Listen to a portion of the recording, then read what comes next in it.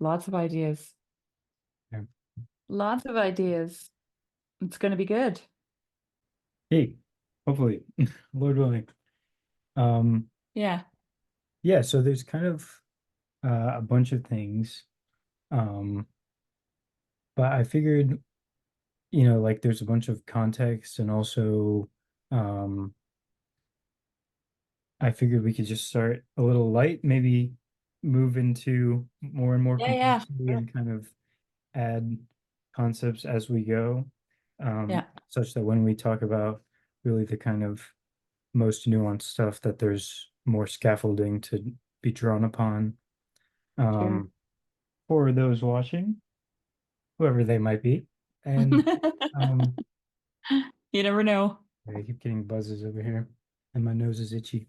Um, Yeah, so first thing, I wanted to hear more about your trip. You went on this elaborate voyage, Yeah. and I want to hear about your wild adventures. Yeah, yeah. I tried to get to the Goethe Annum. My daughter and I had planned the day to go. And then what happened? I think she got sick or the baby got sick, one or the other. Somebody got sick and it wasn't possible. So that fell away, unfortunately. And I found out that it was actually the Goethe Annum is there where she did her practicum. Remember, I told you she did a practicum at like a Yeah, home for handicapped kids yeah, yeah. and adults. And it's right near, like it's in the same village as the Goethe Annum. And then there's also an anthroposophic village there. And what does And that you entail? Like, Well, it's just the houses are built without any right angles, and I guess pe members of the anthroposophic community live there, gotcha. right? So it's just kind of like a neighborhood within like within a larger city type of thing. Well, it's not really a big city. It's a village. It's a fairly small village in Switzerland. So I would imagine it takes up the bulk of the village, Interesting. you Yeah. know? Yeah, that's really Yeah. interesting to me. Like one of the things I was talking about with my buddy Zach was this whole concept of embodied communities and like communes and these tricky distinctions and stuff. And Mhm. um, I think that's an admirable thing that Steiner was able to accomplish, that he kind of created this cultural um spirit or a movement or whatever you want to call it that Of um community, actually. yeah, Yeah. and that like was able to kind of enmesh itself within a larger context, and I think that's a powerful thing, you know. Yeah. Yeah. So I mean, the Goetheanum is a center of education and worship. And and then there's the home, right, which is quite large for the handicapped kids and adults. I'm sure they've got schools of their own as well yeah, there, and then a whole community of people living there in that same place that's cool. Yeah. around. Yeah, Did you so get so it's did you get to see any of it, or I like didn't get to see any of it, but I'm planning to go back next year again and definitely going to take it in because I was really excited I wanted to see it because you could basically tour the yeah, whole, you could see the home, you could see the neighborhood, you could go into the Goetheanum and the grounds and just see yeah, all of it. for some time, yeah. So I'd like to I need to feel the spirit of the place to Hmm. really know anything about it. Sure. So I was excited to go, but it didn't happen.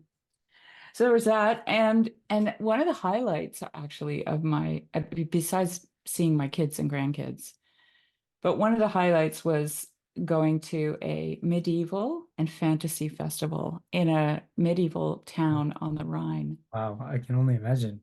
It was so cool, and I actually bought myself a medieval dress. Oh, fancy. Yeah. And well, because there's in our little town here, they have every year before Christmas, they have a fairly large market called the Medieval Market. And all of the vendors have to dress up in medieval clothes. And I'm planning to go this year. So I was like, oh, well, I have a reason to buy the dress. Yeah. I can wear it to the medieval market. But they had people who, like, everything was made by hand. Like there wasn't, it wasn't like booths of crap from China or replicas of this and that. It was people actually smithing and people actually making their own paper and printing on that paper. And they even had games. So they had guys dressed up in, I don't know, armor and sword fighting. The And, jousting type of thing. they had all the tents set up. And I'm trying to remember how old Rheinfelden is, the town where it was. I think was established in the 12th century or something like that. Like the city hall had a plaque on it. Yes. Um, and yeah, so the whole town it's an old city, what they call an Altstadt in Switzerland and Germany, which is like usually medieval towns. And it's on the Rhine, and has a very large old part. So it's all these, old medieval houses with cobblestone streets, and all the booths were, you know, Yeah. it was like right in the setting. Like it was perfect, Yeah, that's yeah. it was fun. It's an interesting thing, like the fact that there's like like the age of a place, you know. It's I wanted to interesting. buy myself a drinking horn, you know? Yeah.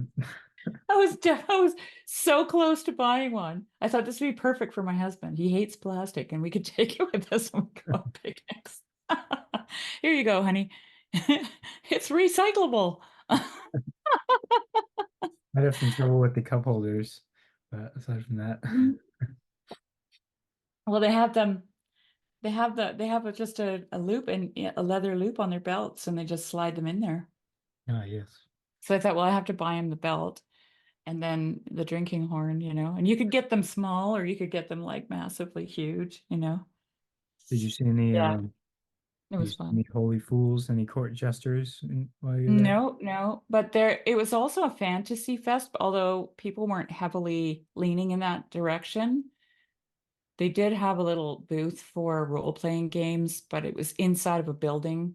Um, I guess I'm just going to make a really bad joke, but I'm just guessing that people who play role-playing games don't like to be outside. Classic. But anyway, um, yeah, and so there were a couple of people dressed up. One was dressed up as a white raven, and the other one was dressed up as a black raven, and they were just beautiful costumes, Oh, cool. They could Nice. like spread their wings wide open. I don't know. Mm. I have a picture on my iPad here. I could show you. And then I saw a few orcs walking around, but that was about it. Everybody else was mostly medieval, you know, Yeah.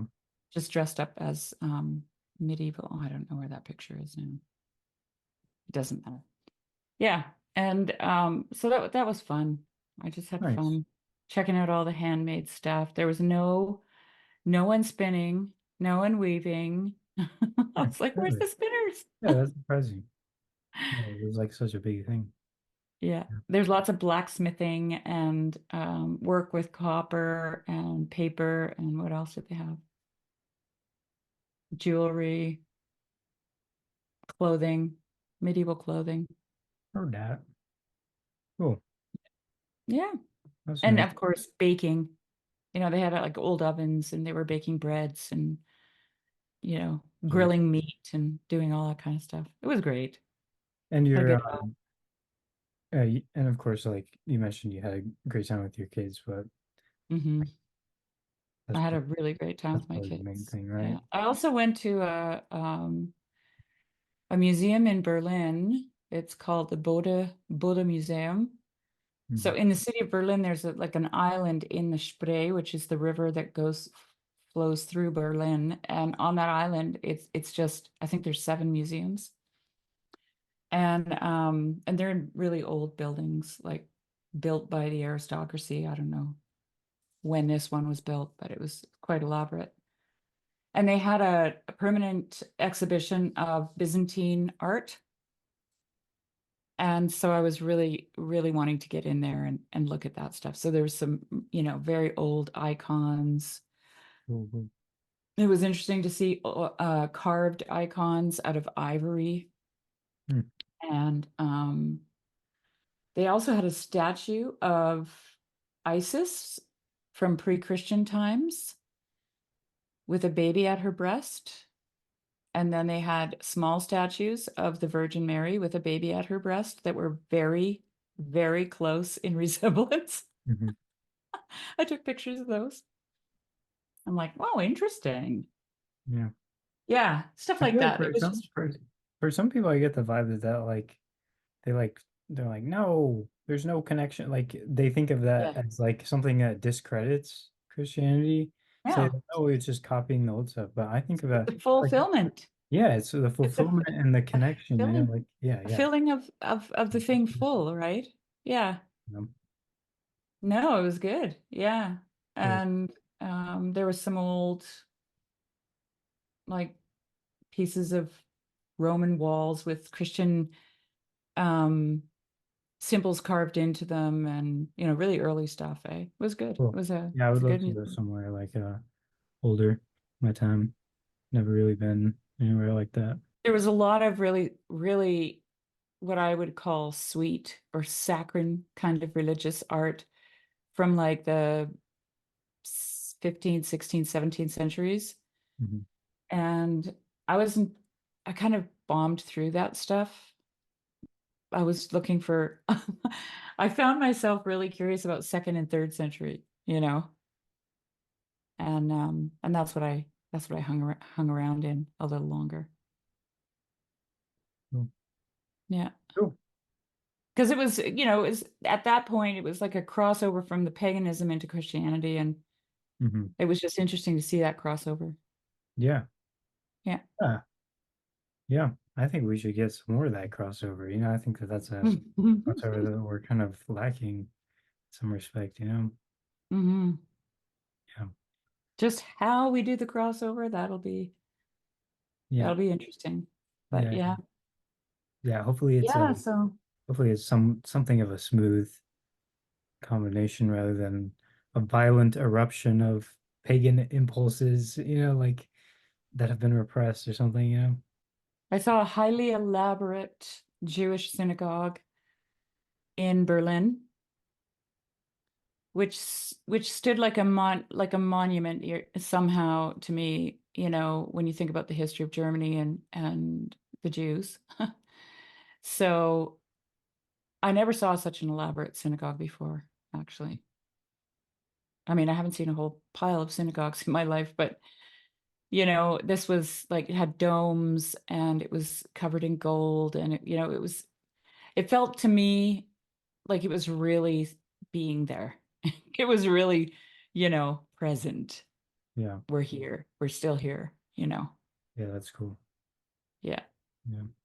I also saw a Hindu temple in Berlin that's being built. My son said it's been built for like, or being built for the last, I don't know, what do you say, 30 years or something like that? And Like real intricate and stuff. yeah, I don't know if you've ever seen Hindu temples, but they have lots of carvings on the outside of them. Mm. And so they get all their artists from India and trained in religious art, and you know, Yeah, it's they cool. come in little by little, and I don't know what you call them, but those, I want to say ziggurat, but I don't think that's the right word. It's just kind of like a pyramidal structure You know, that's like full of steps. carvings. And it's not the temple itself, it just stands by the temple, but it's really big. They also have one of those there. Gotcha. So very colorful. Mm. Yeah. That's another thing I really admire about European environments, which is that all the colors, like so much of our architecture here is drab and brutalist, you know. Well, it can be there too. I mean, Yeah, a I lot of the can. modern stuff, especially in Berlin, because so much of it was bombed, that there's not a lot left Yeah. that's old. And so a lot of Berlin is really quite ugly. I mean, honestly, I hope my son never sees this, but I just think Berlin is gross. Mm. It's just, I don't I don't know. see I much. mean, I don't see as much of a city dweller in general. Yeah. well, there's that, but I mean, there are some really nice cities. I find Vancouver is nice in Mm, some respects, for a city. mhm, But Berlin is literally, it's covered in graffiti. mm, It's very dirty. It has a really sad um, population of people who are addicted to drugs and mentally ill. mm, Um, in the wintertime, they use the underground train stations for heat for them. And so sometimes when you go down there, I mean, now it wasn't so bad, but in the early spring, it just reeks down there because of human feces and mm, you know what I mean? Like, so there's just something about Berlin's always had this spirit to it, right? It's a Babylon spirit. mm, And there's something dark there mm, in a way. mm. Interesting. Hmm. Like I said, I have to feel these places out. Yeah, yeah. Mm, yeah. Cool. Well, thank you for the update. You know, Hmm. I hope you're able to make it back there next year, like you said. Seems like you had a great time, and I that's did. great. It's good stuff. Seeing family that you haven't seen. Nowadays people move away and stuff, so that's great. Yeah. Onward to I was one of the things here. I have a little I've I went a little bit crazy with not really, but preparing here. I could Oh, show I'm glad.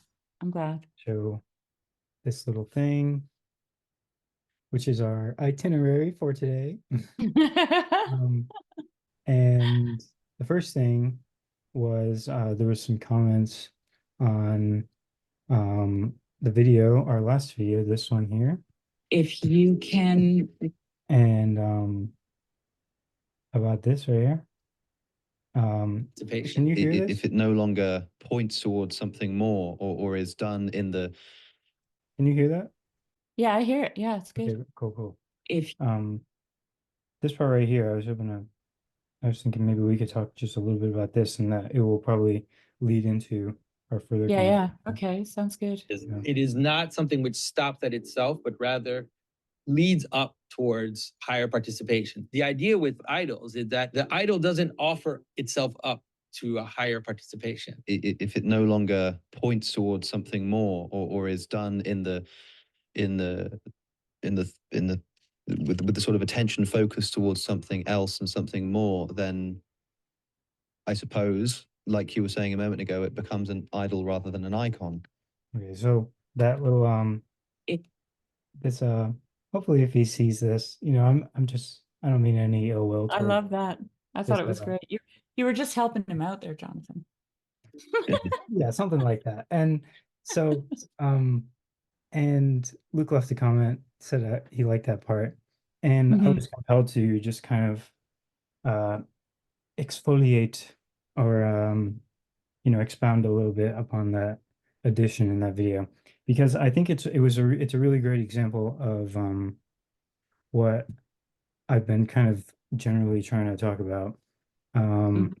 insofar as it demonstrates like kind of both of the aspects, not, and there's probably more, and I've been continually trying to kind of condense this into coherent communication, but Yeah. um or point more Oh, I get it. effectively. I get that. I mean, Yeah. all these conversations are just practice, practice, practice, right? Mhm. On articulation. So it's all good. I get it. Appreciate it. So first one, it reminded me of a clip in one of Galhead Eridanis's videos. This is Yeah. just a 20-second clip, which I want to play real quick. A kind of shining thread cuts through my voice when you hear me speak. And though the thread is in the sounds, it is not the sounds. It simply wears them, like clothing. It's just like how the meaning in this symbol wears many different shapes. And this is why if I put the words I'm speaking on the screen as I speak them, and slowly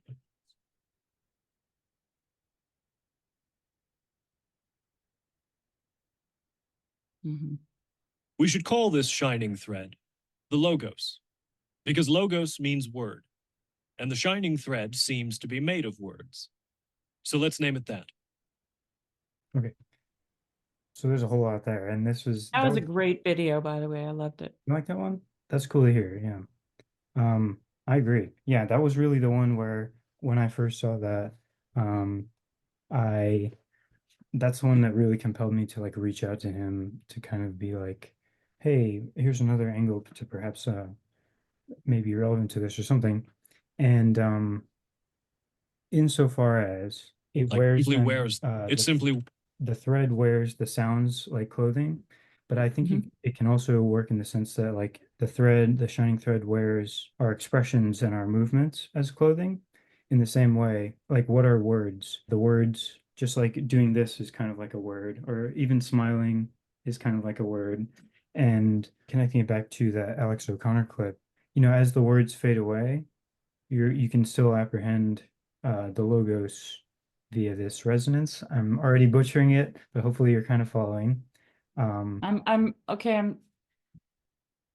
Basically, me tell you- the idea that the words clothe the thread, or the sounds clothe the thread of my communication.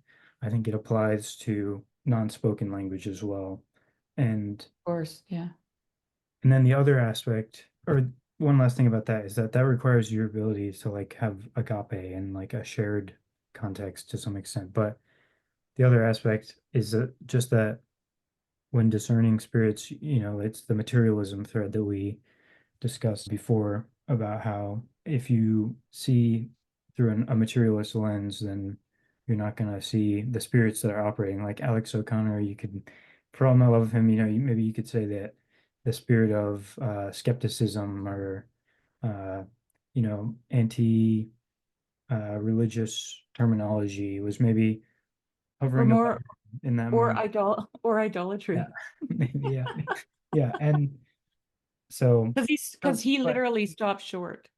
A materialist Yeah. stops short at matter, which is what idolatry But is. Yeah, but as non-materialists, we can see that like, there's other forces at work, and that, there is a word, I don't know, it's hard to describe, but it also connects to another comment that Luke left. I wanted to mention an experience that I had right before posting that video, which was that I was talking with a person, and they were this was just a person who I know, and they were talking to me about their work life.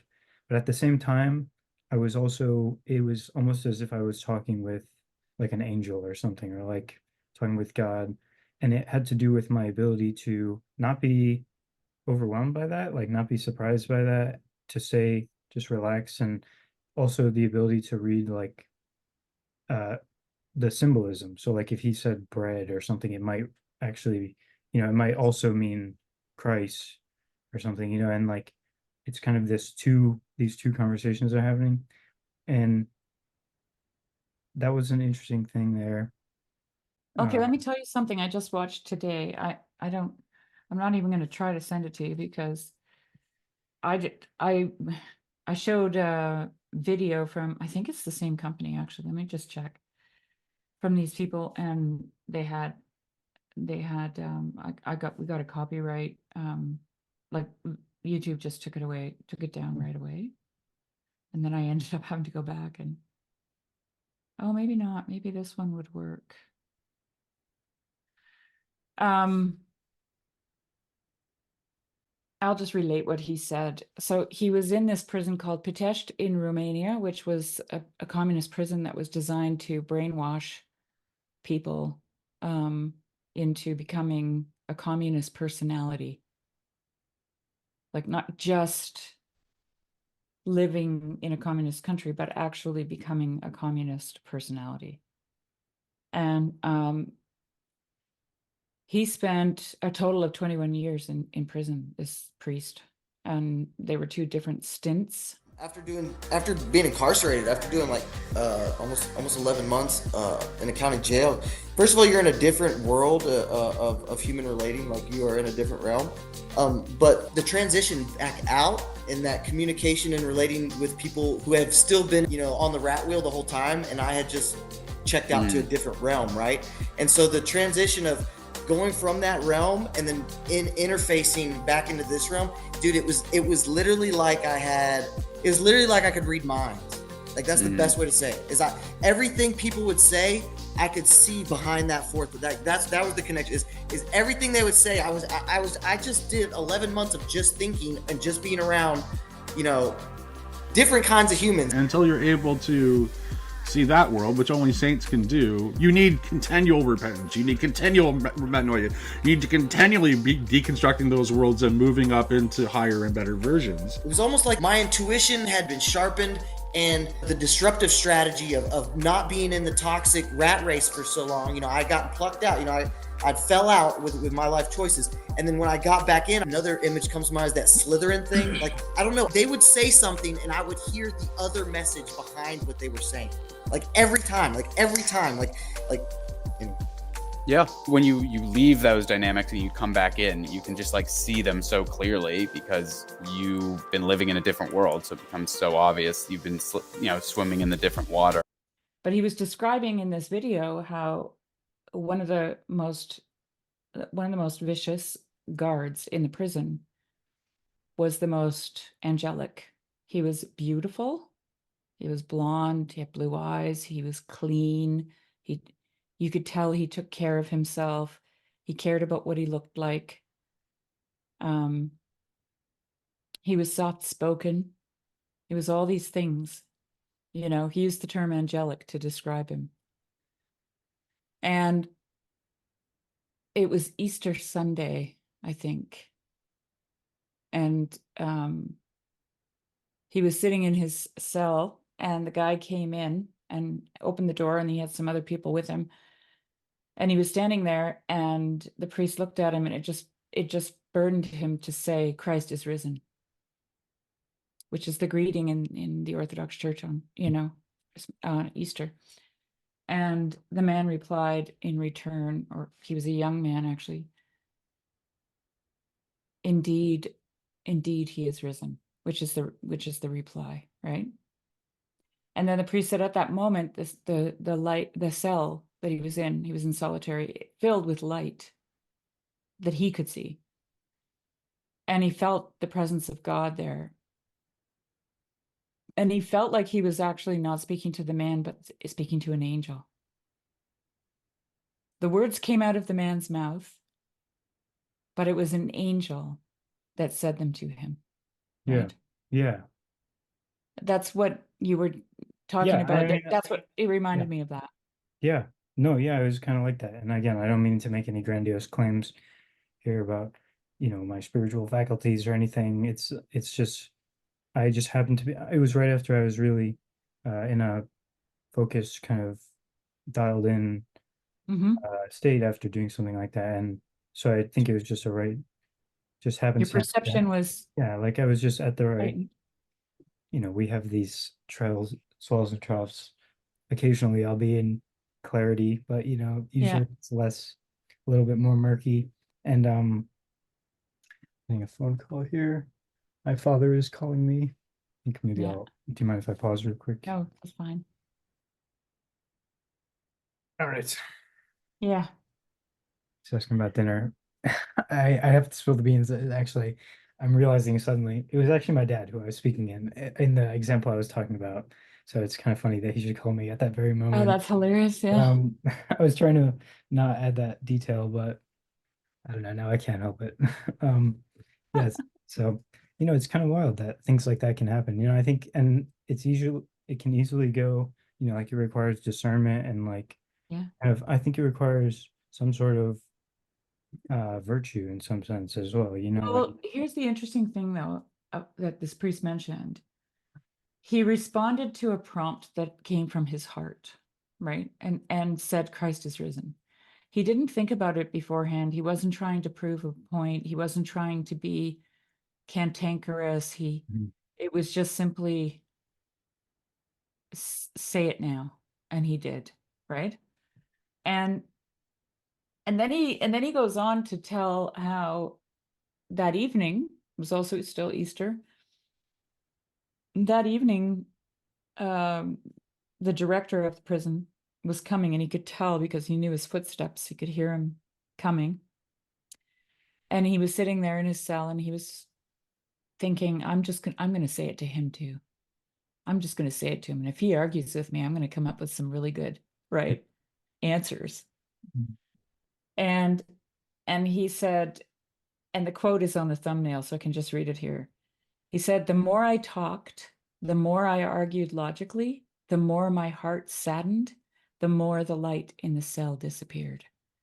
So up until that point, in the morning, he spoke with this very evil guard, who, from his heart, following a prompt, an intuition, let's say, and light filled the cell.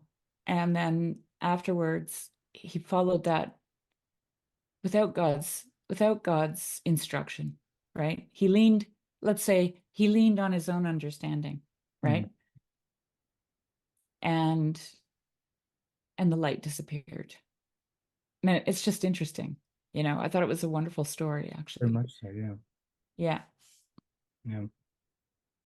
Yeah, and it was interesting because, and that's kind of how it goes too with those types of spiritual encounters. It's like a lot of times, like suddenly you'll notice that you'll notice, it's not like you're seeking it out necessarily. There are like ways in which sometimes that seeking attitude will get you somewhere, but it's, I don't know, for me in those types of moments, which are rare when it's like I'm speaking with some spiritual being or something, then those moments it's very like all of a sudden I find myself in that conversation and to not be overwhelmed by it or something and just to stay on the flow or something.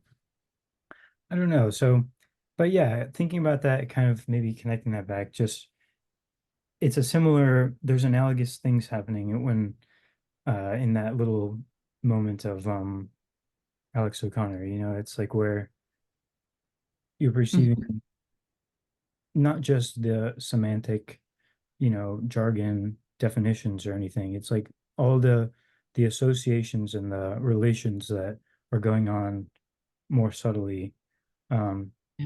but are also kind of apprehendable and to some extent, and maybe in a not so straightforward way, which I think would hopefully we'll come back to again. I don't know how much. Hopefully we'll wrap back around to at the end. I don't know how much time you have, but Yeah. I figured next from that would be maybe good to go in is the Wittgenstein quote. I just want to ask you one thing about Sure. that overlay, the spirit overlay. I can tell you what my perception of that was when I saw your video. Because what I could see in Alex was he was word searching, but at the same time, in the context that you're saying, something else wanted to be born. Yeah, no, the word spirit wanted Inside to of- be said, It wanted to be born, right? And so there was another, let's say, being inside of him that wanted to be let free, right? Let go. And he didn't say it. And so he kept it enslaved or a prisoner, or however you want to frame that, right? That was the sense that I got, because I could see it exactly. Like when you plunked that word over there, it wasn't just a suggestion as a good word, but it was like something wanted to I'm be reading your born. mind. That's I'm beating around the bush a little bit, but there's something Yes. like mind reading is real. Yeah. But with exact words, it gets tricky because Well, Jonathan, but- it's just a very good, deep, intuitive sense, right? That is able to do that. yeah, and I think that that's actually that connects also to Steiner's way of understanding it in terms of intuition and as Well, spiritual touch, he calls it, right? I haven't heard that actually. Intuition. Yeah, it's Steiner calls that spiritual touch. My word for that would be eye contact, because we actually contact, like the contact epistemology of where things actually, like that's how things know each other, through the loving of contact, and also the idea of an icon, like eye contact. Well, Um, here's something interesting about eye contact. So, I know this about, let's say, most herbivores. I don't know this about predators so much because eye contact is different in the predator world. Mhm. It's usually a form of aggression, and lack of eye contact is either submission or acceptance, one or the other. In the predatory, in the the world of predators. But in the herbivore world, eye contact actually causes a physical bond between the two that make contact that cannot be broken. So when I'm training a horse, for example, and they keep doing this, they're avoiding that bond. They're not avoiding my eye contact because that doesn't mean anything to them. They're what it means to have eye contact with them is a bond. And once they're bonded, they will remain bonded. Right? And that's not what they want. So they do this. And one of the tricks of horse training is to get them to actually make that eye contact with you. Mm-hmm. And the only reason they won't do it is because they're afraid. They're afraid of trusting you. They're afraid of making that bond. And another story in that regard was I have a quick though is that I think people have, we, even though we're, omnivores or whatever, like I think, something similar is definitely going on with people. Well, we're both predatory and prey, right? Yeah. We're both. Like, I remember seeing some video where it's like if people, there's been all sorts of studies that like if people just do eye gazing, they like fall in love, like Yeah. Well, I'm not to reduce us down to a machine or anything, but we have oxytocin too, right? Right when you said that, Oxytocin is relief. Right when you said that, there was some glitchy lags, like that was for the first time in our conversation. But oh, really? yeah, right when you said machine, but perfect. But you can leave it you in. said oxytocin, yeah, like not. Yeah. So like here's another example. I have a sheep. She's one of the first. I got 3 sheep to begin my flock with. And her name is Molly. And for whatever reason, she refused to make eye contact with me, which was just a flat out refusal to be bonded to me. Right. And that resulted in me never being like, I could never just approach her. She always moved away. She wouldn't stand for anything. I would have to, trap her. And, if I wanted to trim her feet or something, I would have to trick her and trap her and to get her, because she would just never trust me. Mm-hmm. And it took probably 5 years for me to be able to make eye contact with her. And so what I did with her was I never tried to touch her. I never tried to approach her. I never tried to force myself on her. I respected the space that she required from me. And then if she came in closer than usual, I would just let my hand drape in such a way that I could touch her as she passed me by. Mm-hmm. And then I would go back to whatever it was I was doing, right? 5 years of that, Jonathan. And then one day she made eye contact with me. Mm. And it's never been the same since. Mm. And do you know, oh my God, this is such a freaking profound topic. Oh, like I'm reminded of you told that story about looking in the mirror and how people are mirrors, and there's so much crazy stuff going on here, and like with animals as well. Like I think there's definitely, I don't know, I think there's all sorts of analogous things going on. Like for me, maybe it's a sad point, but my mind goes to all the textual misunderstandings that I've participated in, and and what always happens for me is that I'm always just like, I feel like, I don't know, there's a communication that goes on in that eye contact that is so much more fundamental or something. And then I don't know, basically like what my mind always goes to is when I feel like there's a miscommunication or not being understood, my mind is always, I just want to hang out in person, get on the same page, sync up as a natural thing. Not that we would have to like go out of the way, like stare into each other's eyes, but like, it's like there's been lots of times where I'm just like, oh man, if only this person would look me in the eye, and see me rather than see this bullshit representation of me that they have in their head. Well, I think this is what Yeah. McDonald's talking about with the Faceless Dancers. A moon had risen while I slept, and was shining through the countless windowed roof.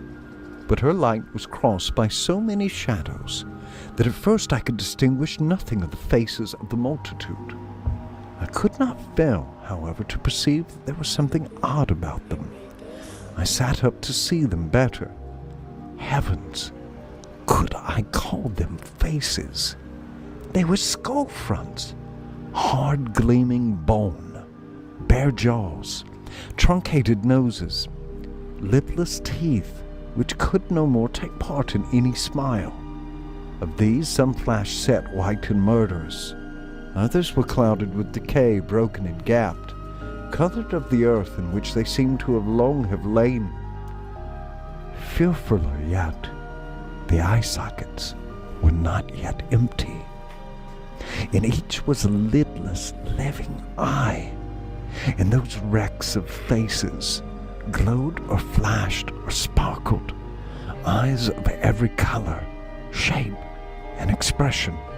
The beautiful, proud eye, dark and lustrous, condescending to whatever it rested upon, was the more terrible. The lovely, languishing eye, the more repulsive. While the dim, sad eyes, less at variance with their setting, were sad exceedingly, and drew the heart in spite of the horror out of which they gazed. I rose and went among the apparitions, eager to understand something of their being and belongings. Were they souls, or were they and their rhythmic motions but phantasms of what they had been? By look, nor by gesture, not by slightest break in the measure, did they show themselves aware of me. I was not present to them. How much more were they in relation to each other? Surely they saw their companions as I saw them. Or was each only dreaming itself and the rest? Did they not know how they appeared to the others? A death with living eye. Had they used their faces not for communications, not to utter thought and feeling, not to share existence with their neighbors, but to appear what they wished to appear, and to conceal what they were? And having made their faces mask, were they therefore deprived of those masks, and condemned to go without faces until they repented? How long must they flaunt their facelessness in faceless eyes, I wondered? How long would the frightful punition endure? Have they at length begun to love and be wise? Have they yet wielded to the shame that has found them? I heard not a word, saw not a movement of one naked mouth. Were they there because of lying bereft of speech? With their eyes they spoke as if longing to be understood. Was it truth or was it falsehood they spoke in their eyes? They seemed to know one another. Did they see one skull beautiful and one another plain? Difference must be there, and they had long study of skulls. My body was to theirs no obstacle.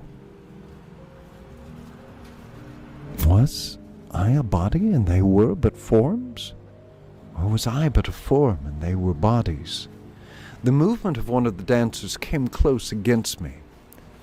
The moment he or she was on the other side of me, and I could tell without seeing which, whether man or woman, had passed through my house.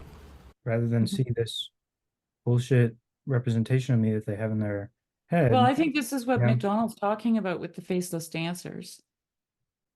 Right? Yeah, and lots of love for Alex O'Connor, but this idea, it connects back to this idea of like the faceless, like to have a face, until we have faces, right? C.S. Lewis, and how that's also like a creative thing where Mhm. people just aren't I'm reminded of Karen Wong clip where she was talking about how people don't image forth God into the world anymore as a creative act, because like I just wanted to say that this idea of looking holographically at things and seeing the whole in the thing is something that requires, well, requires is a strong word, but I mean, I think it's true, requires everyone's participation. Because without everyone participating in that, we never get the fullness. That's why he also connects it to the Kenotic. So that when we see these things, we're seeing the whole thing, not just part of it. So if people withhold their creative impulse and don't participate in that action of creativity, you see this today with a lot of young people saying, oh, I'm never going to have children. Almost all the young people today are saying, I'm never going to have children. They're withholding their creative potential. If you withhold your artistic potential or however you show that, whether it's with cooking, writing, community, having relationship with people, that creative expression, everybody is supposed to participate. So we have the fullness, right? Right. When you get to the place that you can see a universe in an ice cube, that's when you're really seeing. And that's what an artist is someone who really learns to see. And that doesn't, and I don't mean, when I use the word artist, I mean a person who is indwelt by Christ, because that's everyone who is indwelt by Christ learns to, because of the Spirit, we learn to see things with those kinds of eyes, that we can see all of his beauty in every single thing that we look at. Creativity and spirituality are the same thing. Because Shari really sees. When she looks at an ice cube, she really sees. This is that holographic thing, right? this is really the crux of like my obsession, just this oppressive different the fact that people, the Faceless Dancers, really, like when I first heard, I think it was you who sent me either that one or like I heard you talking about it or something, I was like, yeah, man, this is the plight of humanity. You know, we are out here. I don't know. Perhaps I'm being you made a clip of that guy reading that, I think, portion. Yeah. Right. Yeah. I mean, there's a lot to talk about on this. Like this is why the whole face-to-face thing is really, really interesting to me. It has a lot to do with just the interactions I've had with all my animals, for one thing, and how deep that bond is. And like when you talk about Alex O'Connor, the fact that he doesn't say the word spirit, I'll just say what I'm thinking about it, is because it wants to be born. It is bigger than he is, right? If it has more, right, it wants to be born. It's saying, let me out. And if he lets that word out, that word is too big for him. Yeah, and connect okay, it. It can't be rationalized. That word cannot be rationalized, and that's what he is. He's a rationalist. Okay, so he can't let that word escape his lips. Otherwise, he's opened Pandora's box for his own brain. Mm-hmm.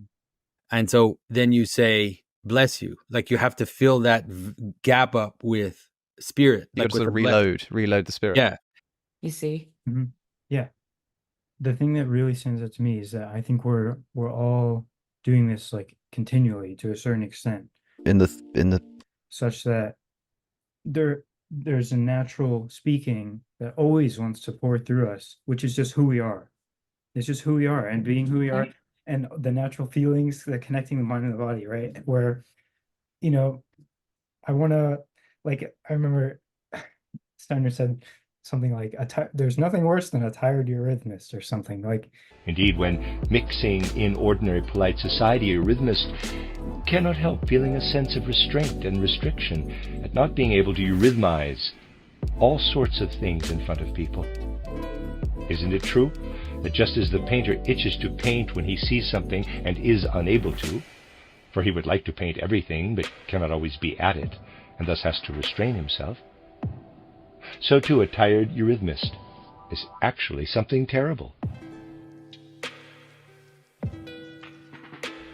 for our physician friends. I don't know how well that fits, but just the idea that like you look at these modern kids and they're all like, on their phone and they walk around and it's like, true. Take a look at Gen Z.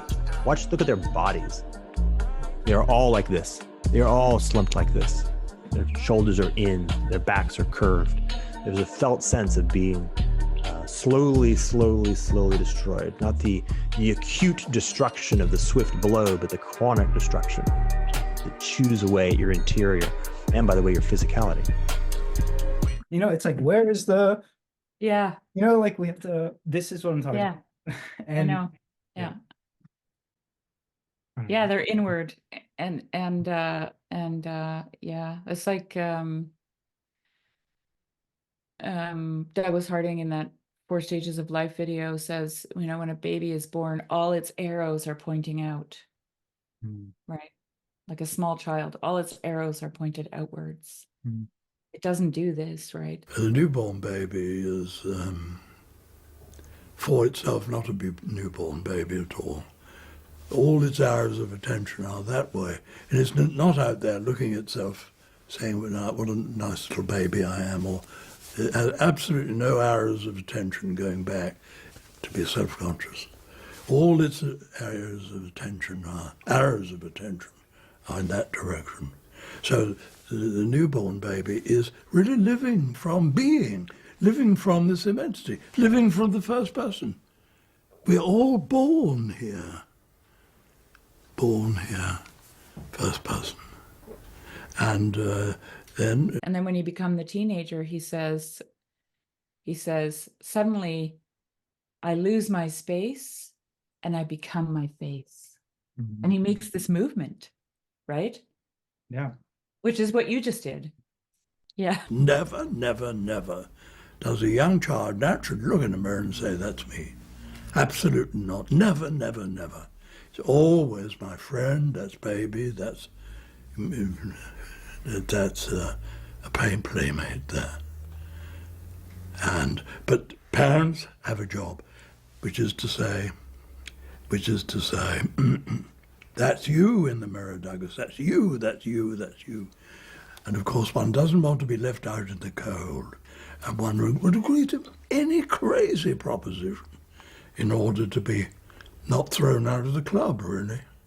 So in order to belong to the human club, I will agree, yes, all right, that's me there. For you, that's you, that's me. I look in the mirror, you tell me that's Douglas. I agree, that's Douglas, that's me.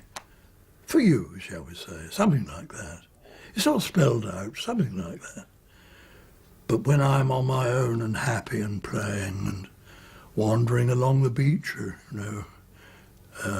fancy free, I'm not like that at all. I'm still first person, I'm still immense and living from my space, just as I was when I was a newborn baby.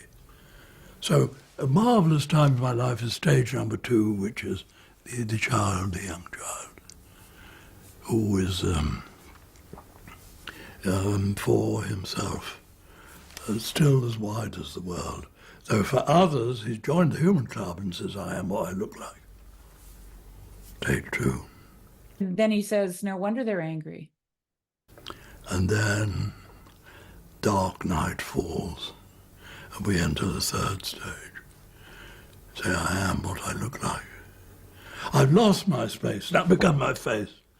Is it any wonder that the teenagers are angry, having been shrunk from being as wide as the world into being a little thing here? Is it any wonder they're angry and behave so badly and don't know why? It's no wonder at all. They've got shrunk from what they are into what they look like. They've lost their immensity. Their world has been shrunk. Yeah, I remember. Yeah. Right? Yeah. And then he jokes about it. He'll say, like, the big shrink, like he says all these. So funny. We make ourselves small, Barbara, we get shrunk in the wash. When we join the club, we shrink from being worldwide into being a little thing.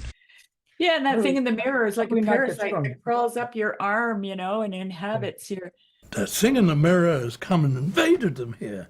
which is illegitimate and nonsense and untrue. I am what I look like.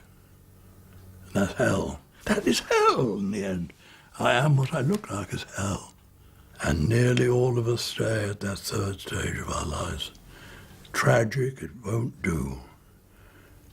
And our business is to go on to the fourth stage, when we get this thing here that's come here and put it back where it belonged, where it belongs. And we come, like child, just as Jesus says, unless you become as little children, you will never enter the kingdom. And little children see their faces out there in the mirror, if at all, and they are in the kingdom of heaven. He is as wide as the world. What's interesting to me, though, is that we're willing to shrink, and yet some of us, like you, are unwilling to shrink. Yes. And what is the difference? Why are most of us willing to go along with this shrinking process, and every once in a while somebody says, "No, I won't do this"? Well, I think it's a mystery, and I don't know the answer. But I think it's connected with the whole origin of the world and of evil. Maybe you've hit it on the head there, that our willingness to be shrunk comes from our unwillingness to be in what we perceive close contact to this suffering that's beyond us. That's beautifully put. Yes, it's to take on the suffering of the world. It's having a hard time in this shrunken state. He took on what belongs there, a yard away, and he became shrunk, and he joined the human club. Now, 5 million years is quite a long time to play that game. It is a game, and it's produced, gosh, think of what it's produced, including all the equipment in front of me now at this time. I mean, it's produced language and everything else. So it was a very important game. But, well, gosh, I think it's a game with 5 million years, or a million years, is long enough. I mean, and I think we should now play a different game. And for the last 2,500 years, there have been people who have been playing a different game. You know, and in Jordan McDonald's writings, that's the shadow, right?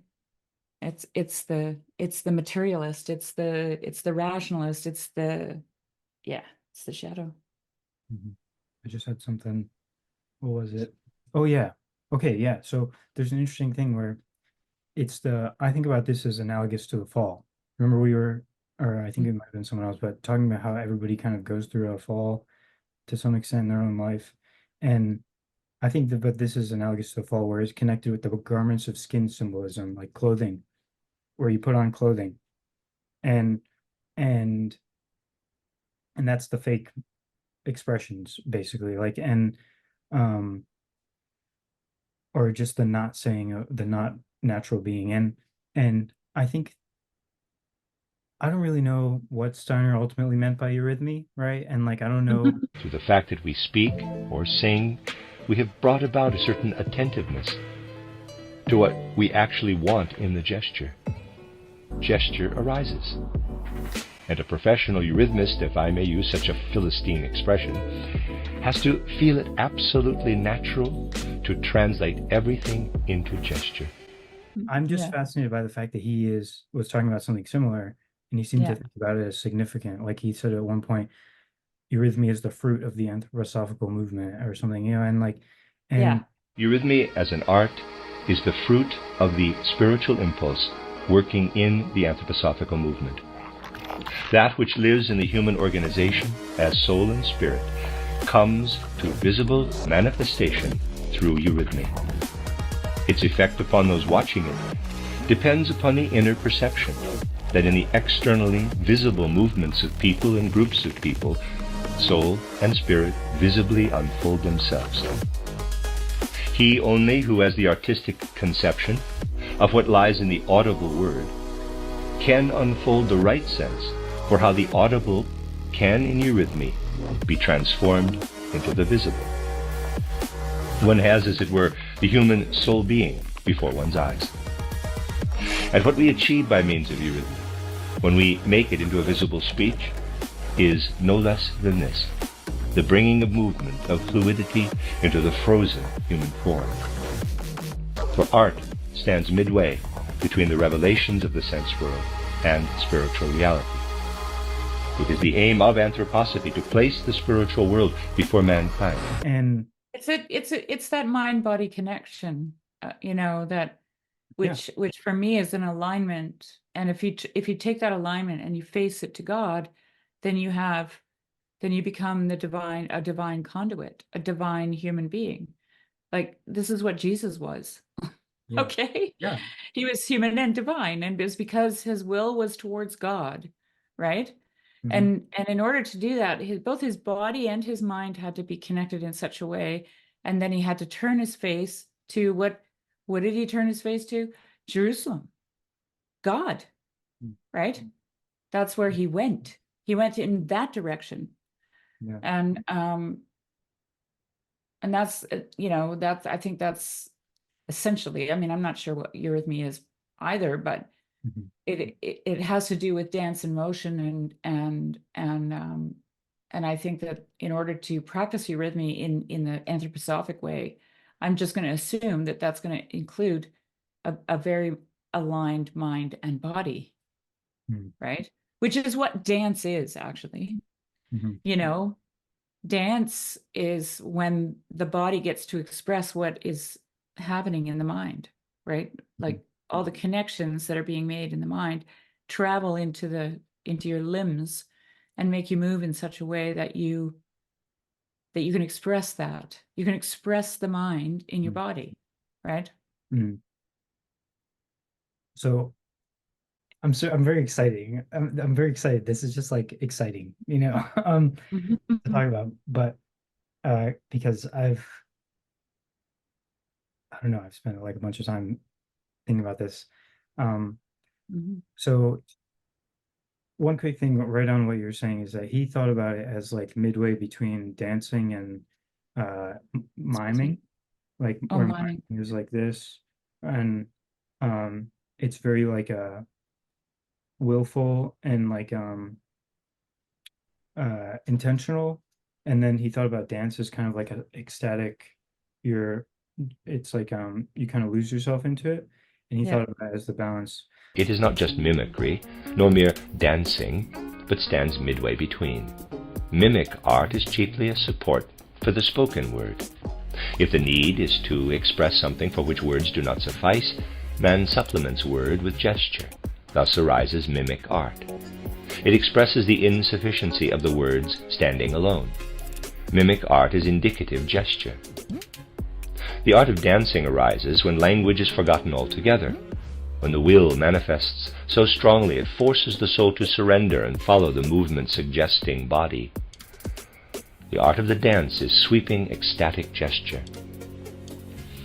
We may say mimic art is indicative gesture. Art of dance, sweeping ecstatic gesture. Between the two stands the visible speech of eurythmy, which is neither indicative nor sweeping, but expressive gesture, just as the word itself is expressive gesture.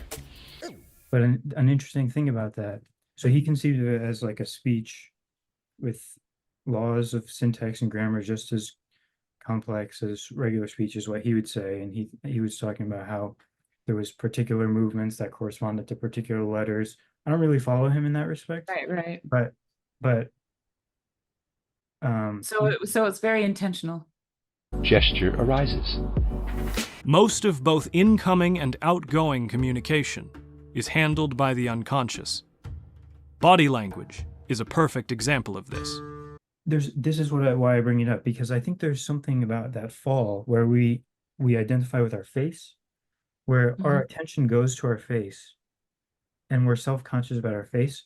But there's also a way that I've experienced sometimes, and this is kind of the phenomenological thing that I'm tapping on, or that I hang on, which is this awareness of my own face, but it's also, I'm aware of your face, and it's like a redeemed self-consciousness, which is higher, like it's a self-consciousness, it's the integration of self-consciousness. Like at first when we become self-conscious, it's like this horrible thing, but then eventually there's a way of being connected with mind and body where I can speak through my body I don't know if this is making sense. I hope it is, but and a lot of times I'm not really on this, or I think about it kind of like a magic or a technology or a faculty or something that can be used for good or evil. But and often people relate to it poorly, but like I don't know. This is kind of where my head is at in terms of there's this way of speaking which really brings your soul and spirit into your being, such that other people can really touch it. The part where I'm paying attention to your face as well, I think is crucial as well. But I don't know how it's very weird, especially when we're not actually in the same space. But, Yeah. I don't know. Does that kind of ring any bells? Well, I'm thinking about it in so many different ways because I'm thinking about headlessness, for one thing, being busted wide open, right? Mm-hmm. It's like I was naked, and it was also like everyone else was suddenly naked, and a lot of people don't like to be naked, and a lot of people, if you're like, yo, by the way, you're naked, they're like, no. So I dealt with a lot of that. Brings your soul and spirit into your being. Entering Eden and undressing. Effectively, the story of the fall in reverse. Being busted wide open, right? Mm-hmm. So, like, your face is my face, right? Yeah. Your face, like, I become you. What are we looking at? We're looking at the image of God. The first and greatest commandment is love the Lord your God with all your heart, right? Mm-hmm. And then the second is love your neighbor as yourself. As yourself. All the law and the prophets hang on these two commandments. I mean, just think about it. If you realize who you are in the face of the other, and if the other realizes who they are in your face, then you are them and they are you. Which means there's only one. Right? Yeah. This is why the Trinity, I guess, because it's a oneness that is not in competition with and does not obliterate the multiplicity. The multiplicity is still. Multiplicity. In order to know God, you have to love your neighbor as yourself. And but I'm also thinking about George MacDonald's idea of meaning in creation, like it's more of a Sophianic frame, and how we clothe our thoughts with creation itself. And from there we derive our language, right?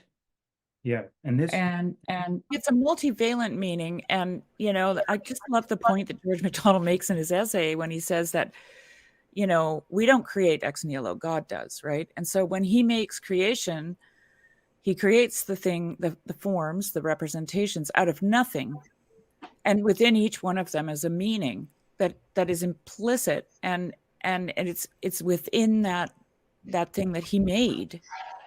And so if you recombine, which is our way of creating, right? Recombining the things that God's already made.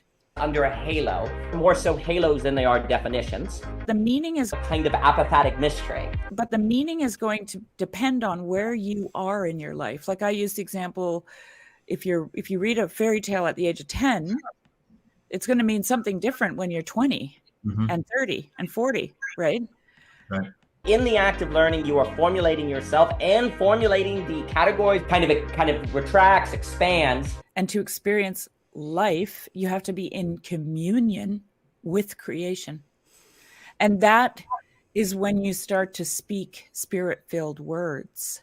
Like George MacDonald says, when you clothe your thoughts with the representations of creation, with the forms, halo, then you are speaking, what's the verse? Words of the spirit and not of the flesh. Mm-hmm. That verse, right?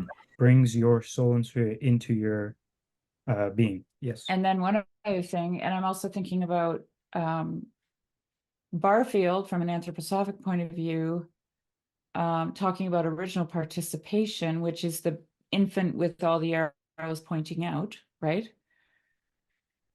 And the child who agrees to make his parents happy by saying, yes, that's me in the mirror, but he doesn't pay a subscription fee, is what Douglas Harding says. So that when he goes outside, he's still everything out there. He's all of the things. He's the tree, the grass, the beach, the waves, the water, the fish, the dinosaur. He's a velociraptor. He's whatever he wants to be, right? Merlin teaches Arthur lessons about life by transforming him into animals. And this is actually how Tomberg talks about the imagination in Meditations on the Tarot too. Like Tomberg makes the point that what really makes the imagination, and the way that Barfield is wanting to talk about the imagination, and the way that MacDonald is wanting to talk about the imagination, and the way Tomberg talks about the imagination, is that imagination in that proper truth-bearing sense, what it does is it gives you the ability to say, I am that. Like, that is what its function is. That's what it does. So that is the way in which Merlin is able to help Arthur transform into a fish, or an eagle, or a hawk rather, or whatever the animal is. It's through the imagination. Right. And I think nowadays, for the sake of convention, we pay the subscription fee and we become the teenager who believes that they are what they look like. And like, you know, I still haven't come to a, like, if I'm really honest, I still haven't come to a complete understanding of it all because of George MacDonald's ballroom scene. Till We Have Faces is actually a scene from Lilith. Lilith, there's a scene in Lilith where he is in a ballroom and everyone is dancing with each other, but they have no faces. And he talks about having faces, right? I'm just making, I always have to give credit to George where credit is.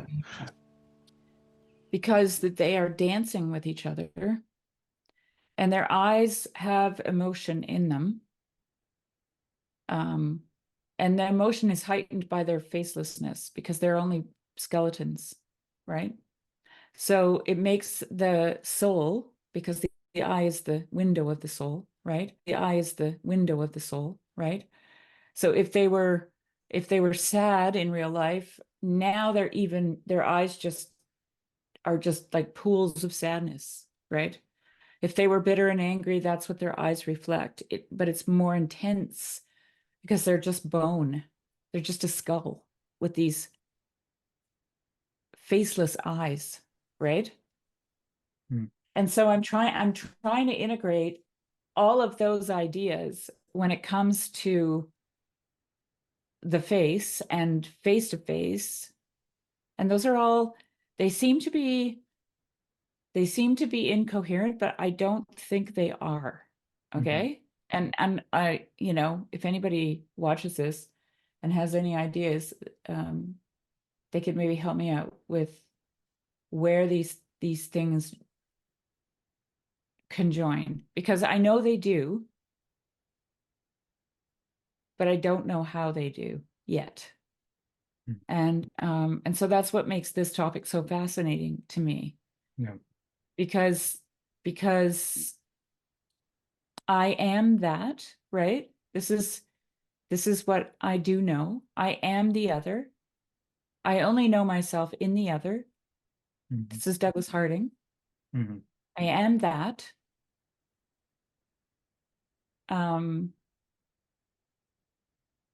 But I can't become my face.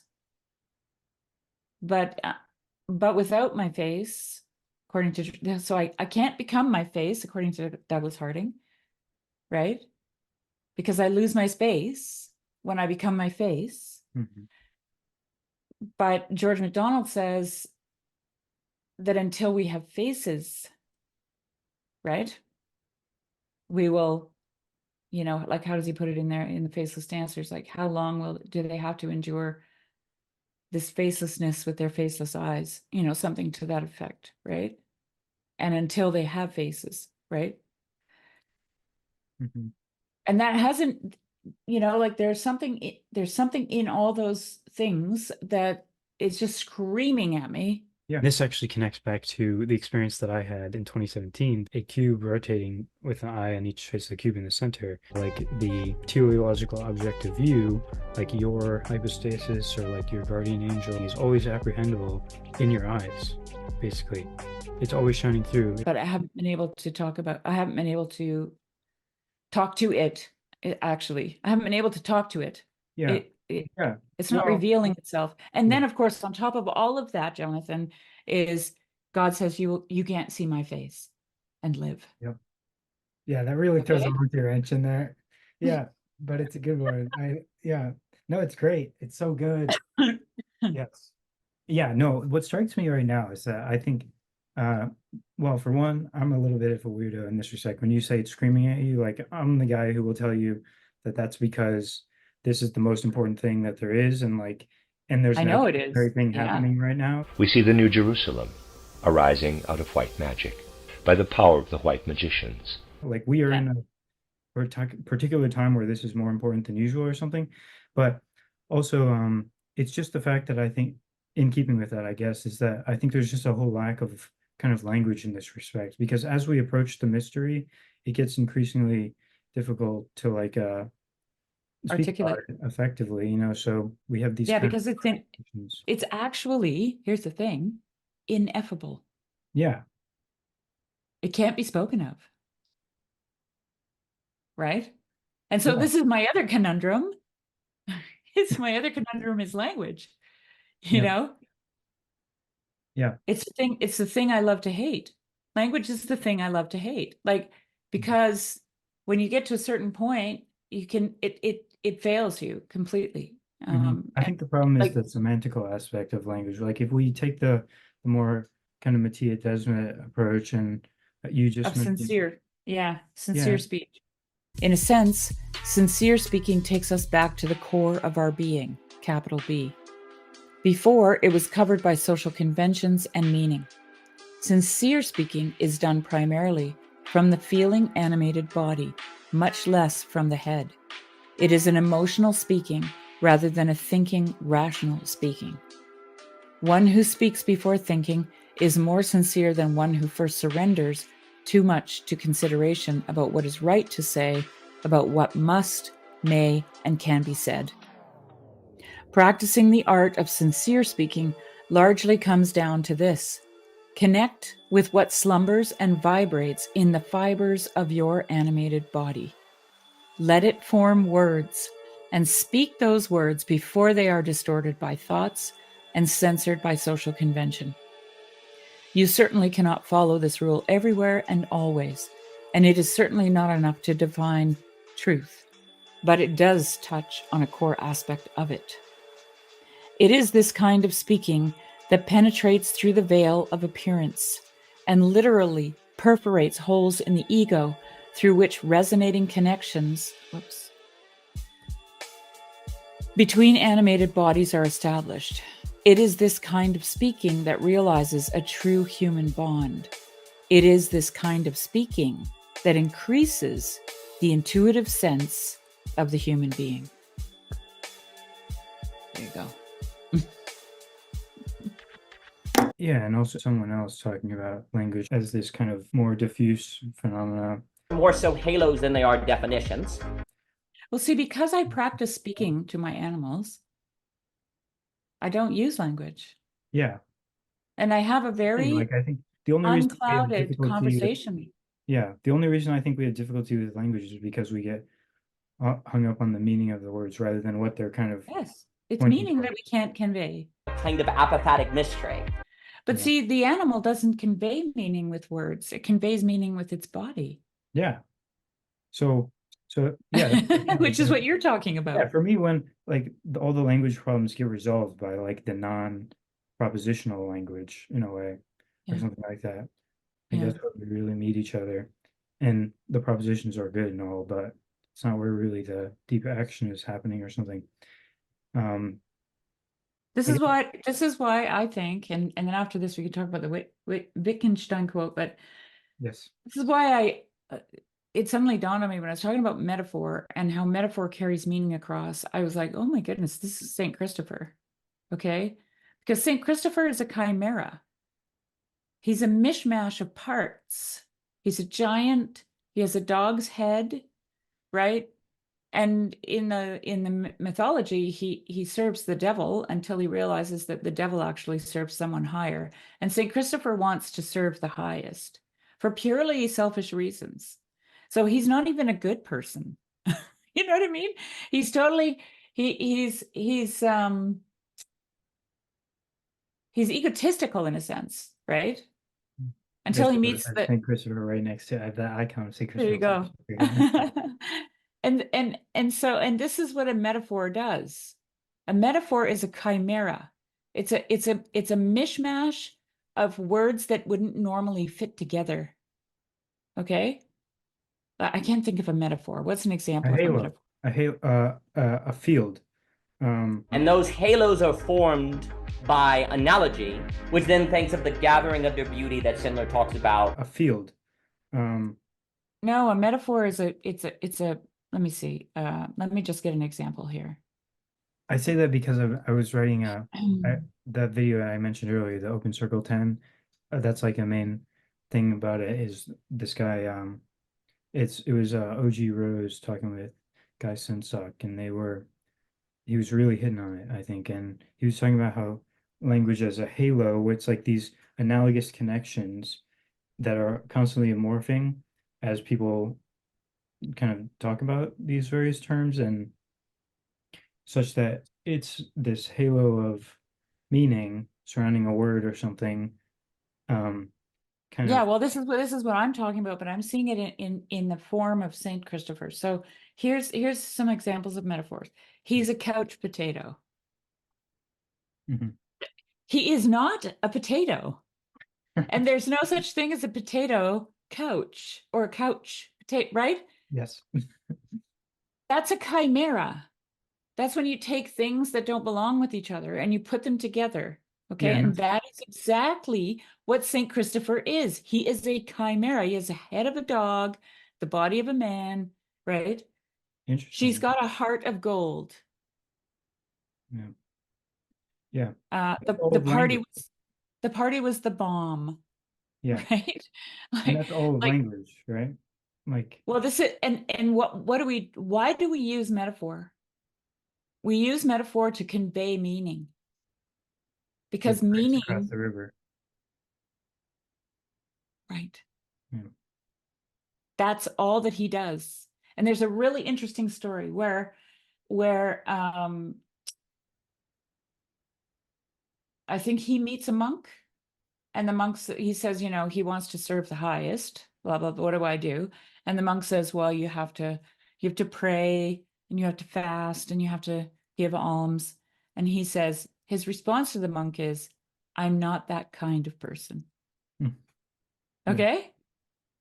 So St. Christopher actually doesn't pray, doesn't fast, doesn't give alms.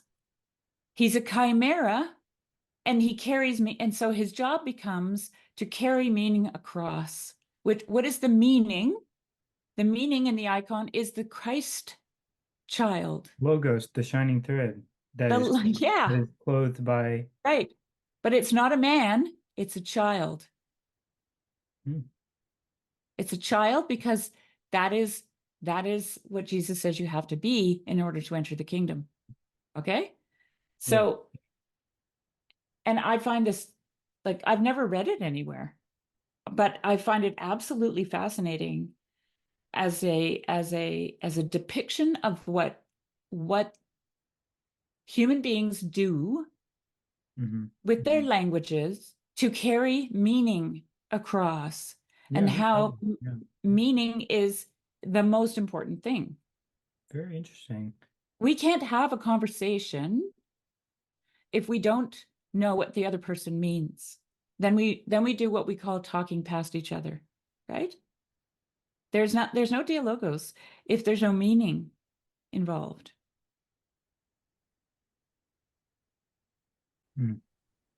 Yeah.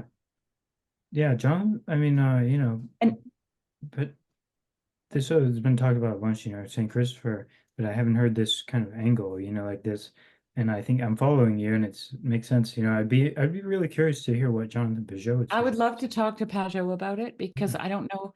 He's probably thought of it. Like I can't be the only person who's ever thought that. But you know, like, and then here's the other thing. Okay, for me, consciousness is about, you know, from Tomberg's perspective, right?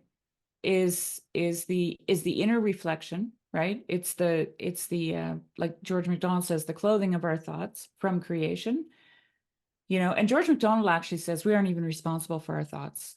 Okay, like suddenly we get a thought. Where did it come from? He makes this point. Where did it come from? And we want to express that to someone else, right? And Tomberg talks about meditation, contemplation, meditation, and sacred magic. Okay? Contemplation, gnosis, and then divine magic, right? Mm-hmm. And so you can't do the magic if you haven't done the contemplation. So that is, for me, when I read that, I thought that is the movement of consciousness. That is how consciousness manifests itself.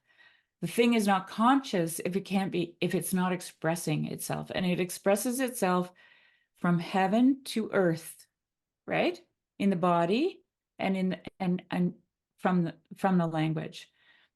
And then the Trinity is basically the same movement, right? You have heaven, the Father, you have the body, the Son, and the Holy Spirit is the breath.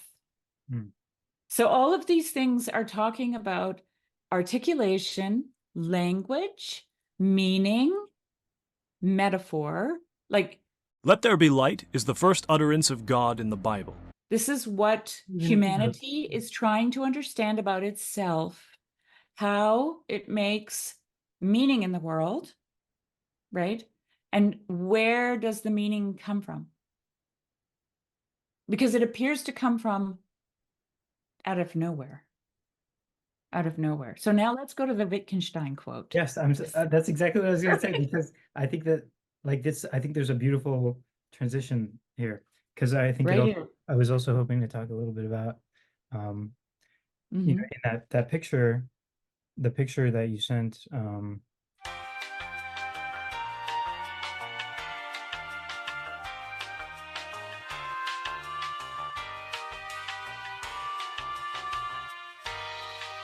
I don't know if you sent that picture, the Burma picture. Yeah, I did send you those, yeah. That one goes with the Wittgenstein quote, or did you kind of just separately? No, those were, I was talking to you before about the hearts, the heart, like the eyes of the heart, right? That's where I'm hoping to kind of wrap things up, is in this question about the images. But first, the Wittgenstein hangman stuff. Would you like to read it, or would you like me to read it, or what do you? Well, do you want to put it up on the screen? I'll just read it from the screen. Yeah, here, I got it right here. Yeah. Okay. What inclines even me to believe in Christ's resurrection? It is as though I play with the thought. If he did not rise from the dead, then he decomposed in the grave like any other man. He is dead and decomposed. In that case, he is a teacher like any other and can no longer help. And once more, we are orphaned and alone. So we have to content ourselves with wisdom and speculation. We are in a sort of hell where we can do nothing but dream, roofed in, as it were, and cut off from heaven. But if I am to be really saved, what I need is certainty, not wisdom, dreams, or speculation. And this certainty is faith. And faith is faith in what is needed by my heart, my soul, not my speculative intelligence. For it is my soul, with its passions, as it were, with its flesh and blood, that has to be saved, not my abstract mind. Perhaps we can say only love can believe the resurrection. What combats doubt is, as it were, redemption. Holding fast to this must be holding fast to that belief. So what that means is first you must be redeemed and hold on to your redemption. Keep hold of your redemption. Then you will see that you are holding fast to this belief. So this can come about only if you no longer rest your weight on the earth, but suspend yourself from heaven. Then everything will be different, and it will be no wonder if you can do things that you cannot do now. A man who is suspended looks the same as one who is standing, but the interplay of forces within him is nevertheless quite different, so that he can act quite differently than can a standing man. Oh, beautiful. So you had originally sent this, I believe, in the context of we had been talking about the second coming of Christ. And however, I think this connects to everything else we've been discussing in a kind of maybe 2 or 3 step way. And I also think you might find this little adventure interesting. It insofar as I think it actually connects maybe in a way to this image you sent me. So this one was you sent this to me because we were talking about like the eye of the heart and also the vertical and all sorts of stuff really. And this is this You can see the triangles there, right? Yep. Yeah. Okay. And no, I yeah, also I know. set them Yep. for that Okay, reason. so yeah, and this is really cool in my opinion because like there's a bunch of symbolism in this that really overlaps. Yeah. I've already mentioned this to you, but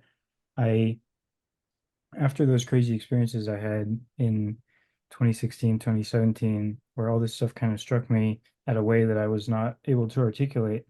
You remember I saw that cube rotating and stuff, and then in the years following that, I kind of began trying to put the pieces together. And one of the ways that that first came up was in the form of images.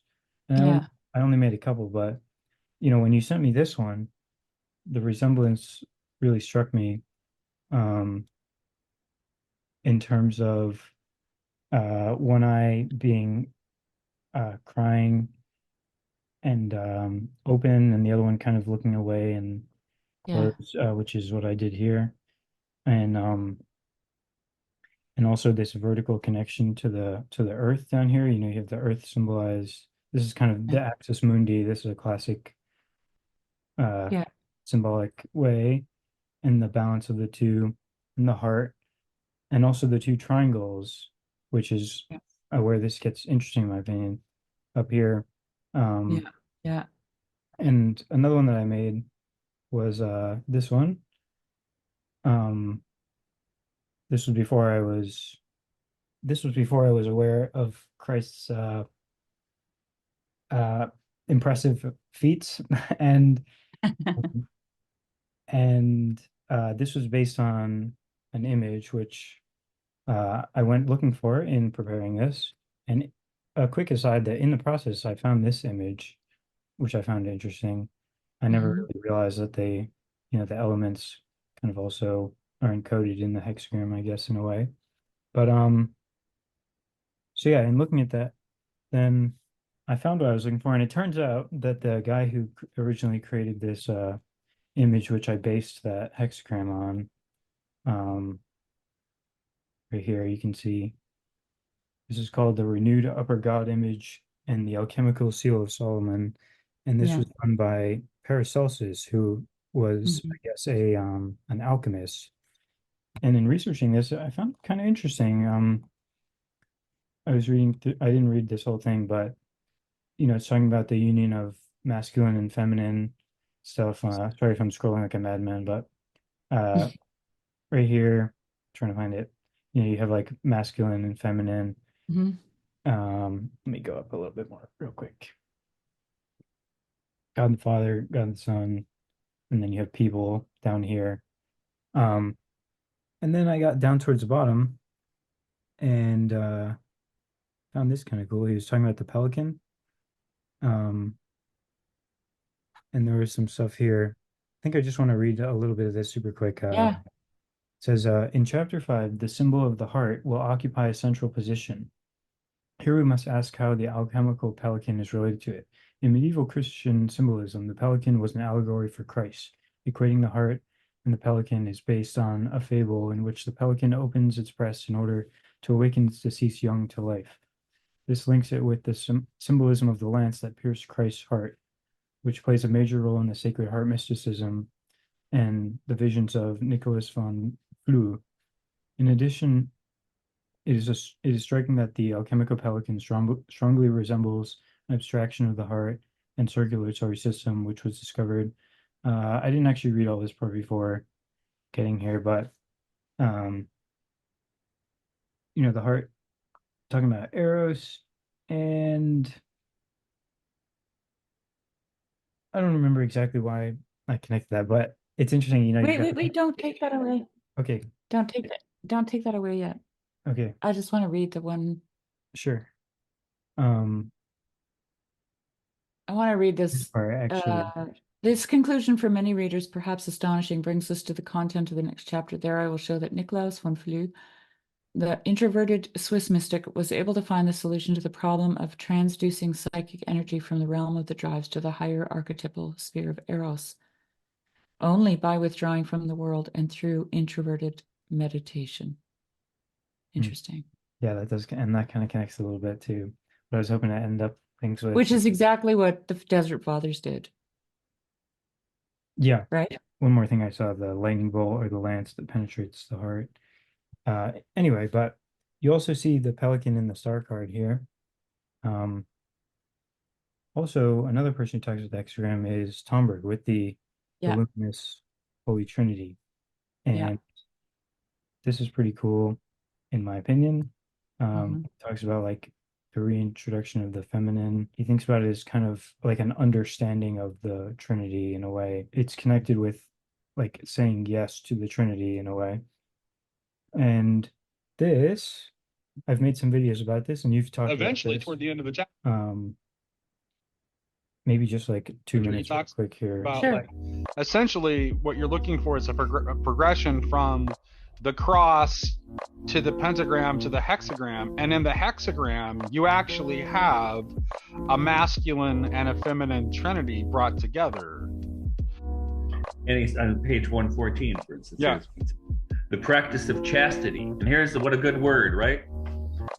Holds fast the leanings of the hunter in the human being. Yeah. Which the male side is inclined to pursue game, and the female side to set traps. The practice of poverty binds the tendencies of the thief in the human being, where the male side is inclined to seize and the female side to keep indefinitely, instead of waiting for the free gift of the merited fruit of work.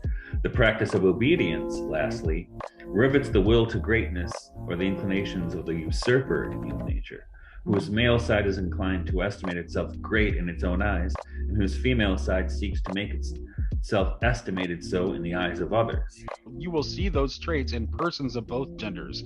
So he's not saying it may in fact be more characteristic of women than men, but all of these faults are found in members of both genders. The cross is the vow of virtue and obedience, i.e. the sign and formula of faith. As horizontal human respiration and vertical divine respiration united together. The pentagram is initiative. It is effort and work, i.e. the vow and virtue of poverty, or the sign and formula of hope, as the effect of the presence of divine light here below. The hexagram is the vow and virtue of chastity, i.e. the sign and formula of love, as the unity of Father, Son, and Holy Spirit, and Mother, Daughter, and Holy Soul. The spiritual history of mankind is the way from cross to the pentagram, and from the pentagram to the hexagram, i.e. the school of obedience, poverty, and chastity. All right, so that's the main, and then I actually made this is never before seen. You get exclusive early access. I made another clip particularly about this from your and this is only just less than 2 minutes, and yeah, and I think that this connects this all together a little bit. Here we go. The Messiah is the seventh term or principle of the hexagram. Father, Son, Holy Spirit, Mother, Daughter, Holy Soul equals Shekinah, or the community of Israel. He is the agent of all, the active summary of the bipolar Trinity, or as we have called it, the luminous Holy Trinity. Wow. That image of the Seal of Solomon, where he shows like the luminous Holy Trinity, that it would also be the symbol of the union of heaven and earth. You know, on earth as in heaven. Uniting heaven and earth. Right. Exactly. And it's interesting that so he shows the Seal of Solomon, right? And then he says, but then he mentions in that text that you read, he talks about the fact that the Messiah is the seventh principle. Mm-hmm. So the Messiah is the one who brings that symbol to its realization. Is that the Sabbath too?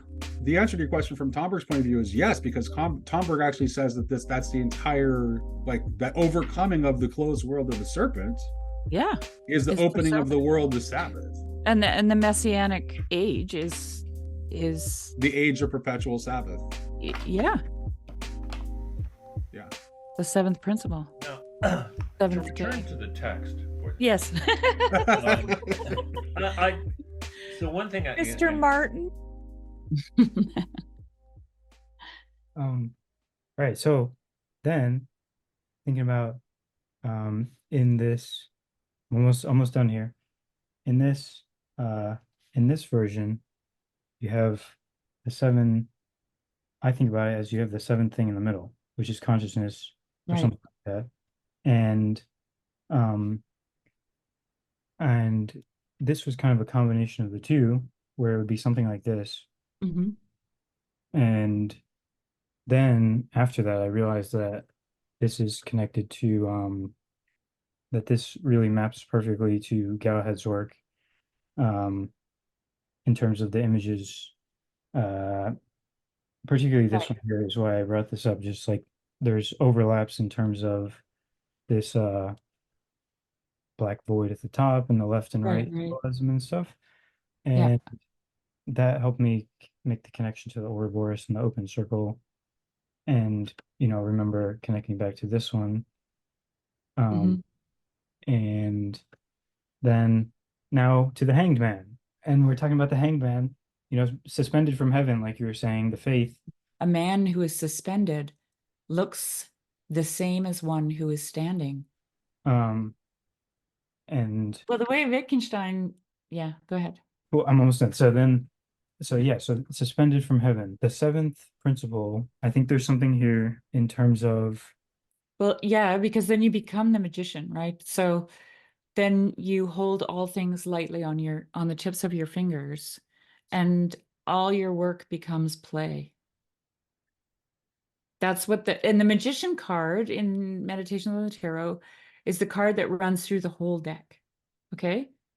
So like it's not a one-time thing. It's like George MacDonald has his unspoken sermons, and they're written in a certain order, and it's a chiasmic structure. Okay, so it does a U-shaped journey, let's say.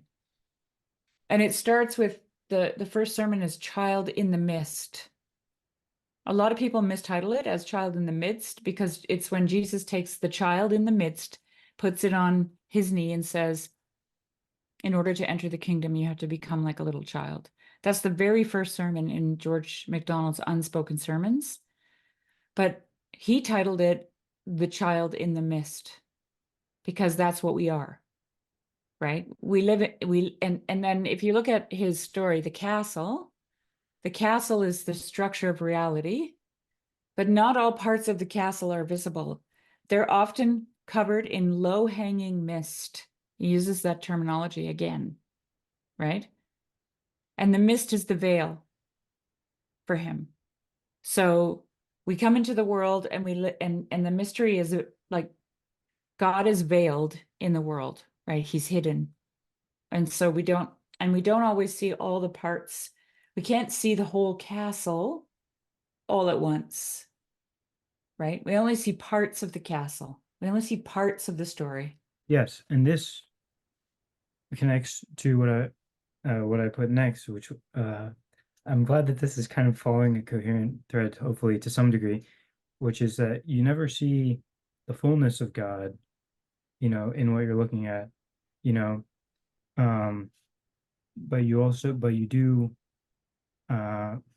align yourself with that movement such that you can experience it, or Right. And that alignment, just like we said last time in the last conversation, and this also goes back to the story of the castle, is when all the children who are brothers and sisters, they belong to the same family, they all fall on their faces and in repentance, right? And then the older brother, who is Christ, says to them, enough, you can get up now and go about your business. He doesn't tell them they have to do things differently. They just do things differently because now they've had, through repentance, which is metanoia, a change of consciousness. Okay? Their consciousness has spiraled up. yeah, or the circle has been opened, maybe. That's exactly the same thing. Yeah. It's the same thing, right? And this is the journey that we're on. So we come into the world as a child in the mist, where the mysteries are veiled and hidden, right? And through repentance, our consciousness is changed, and we're spiraling up out of the mist, if you like, something like that, right? But I mean, to me, this is all of the, I'm not trying to psychologize Christianity, but we don't reach the top of the holy mountain without experiencing a change in our consciousnesses. Okay? And it's because of consciousness that we become self-conscious. And when we become self-conscious, we lose our space and become our face, right? So this is that fall, for me anyway, this is that fall into duality, right? Where we no longer, okay, so here's something, I'm just going to toss this in here. I've been watching videos of a woman named Betty Edwards, who wrote a book called Drawing on the Right Side of Your Brain, which I have. And she also wrote a book recently called Drawing with the Dominant Eye. So I'll send you the clip because you're going to love it. But she talks about, there's a painting by Da Vinci called The Angel. And it's an unfinished sketch, actually, of a person. It's supposedly going to be an angel, but it's an unfinished sketch, like a study. And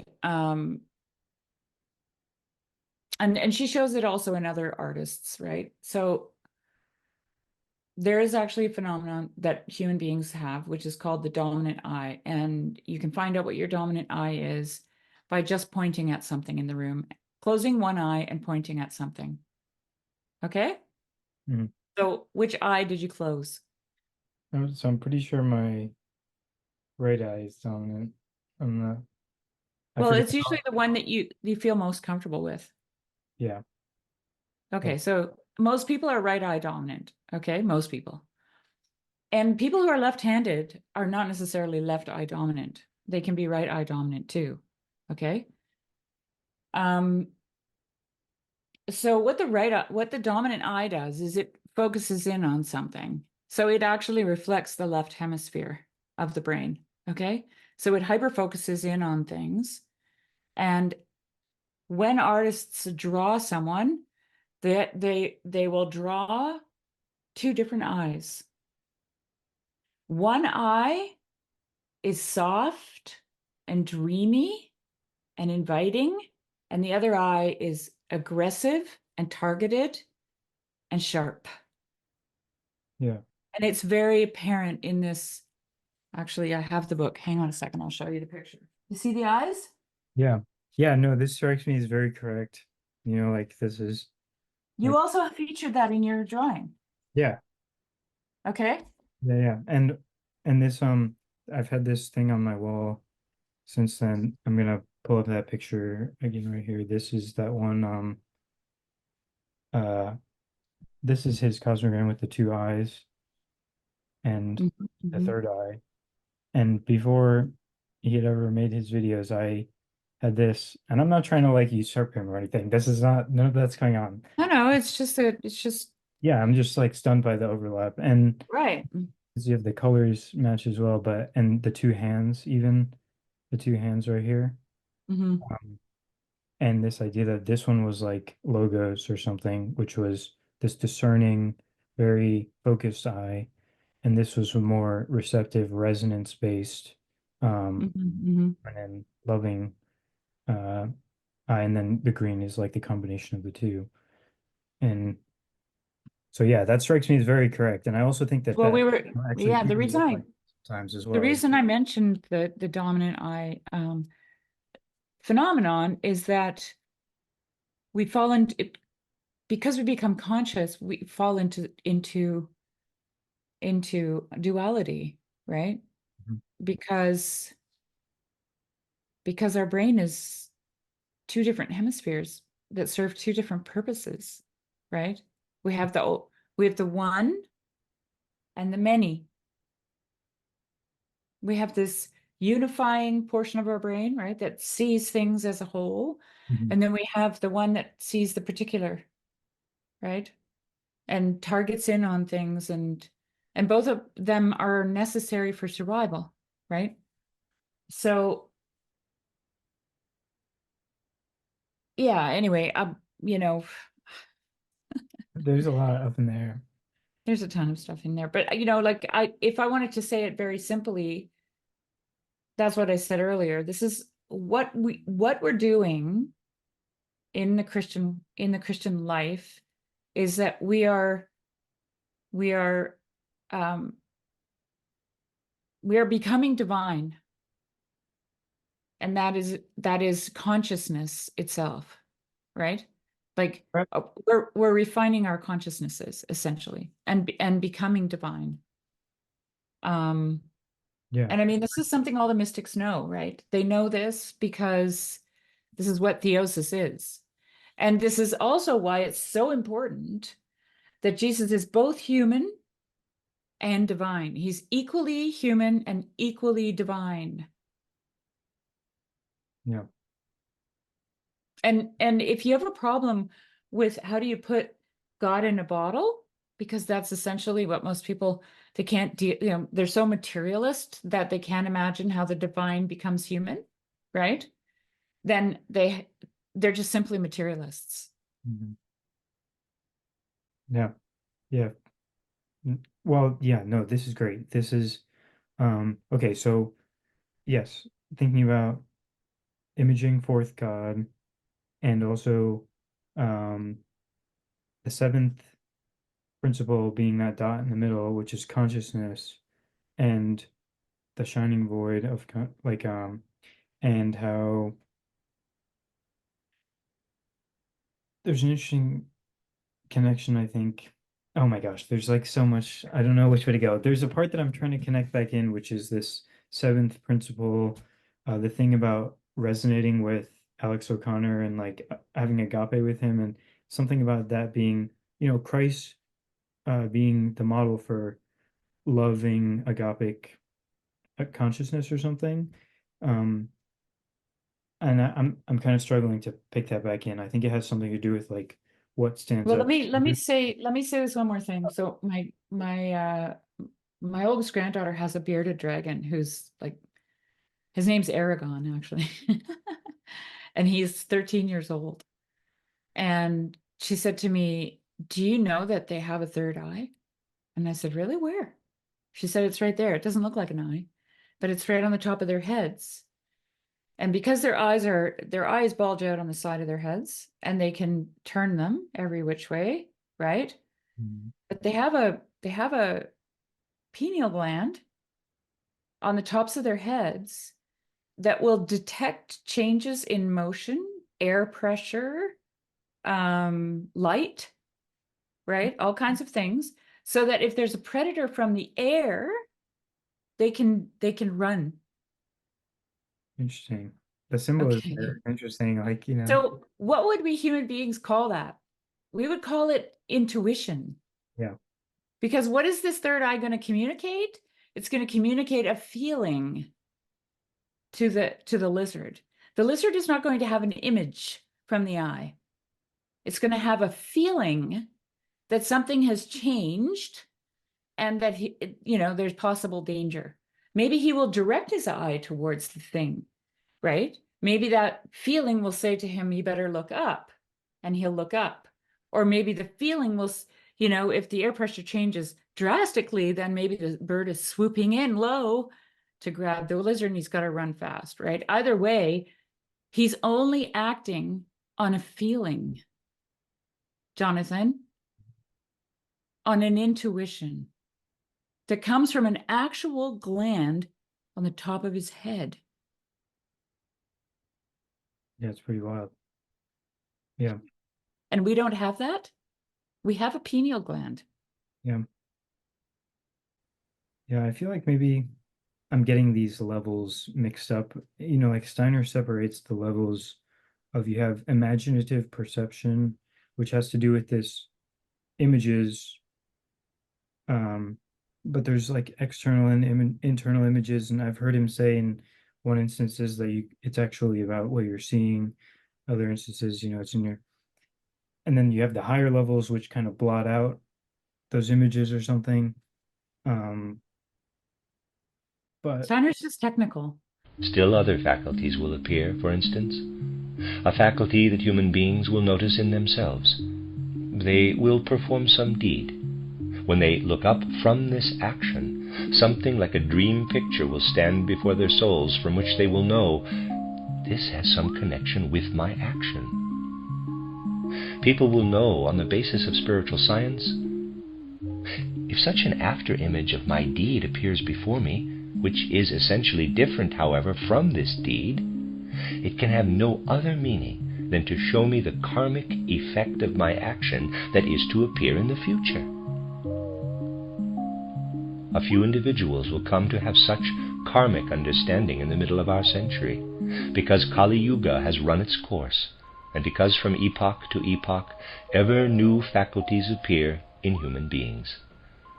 But Steiner's just technical. Yeah. He's a doctor. He was a doctor. He loved science. For him, the super sensible human being was someone who was both scientific and religious. Okay, someone who could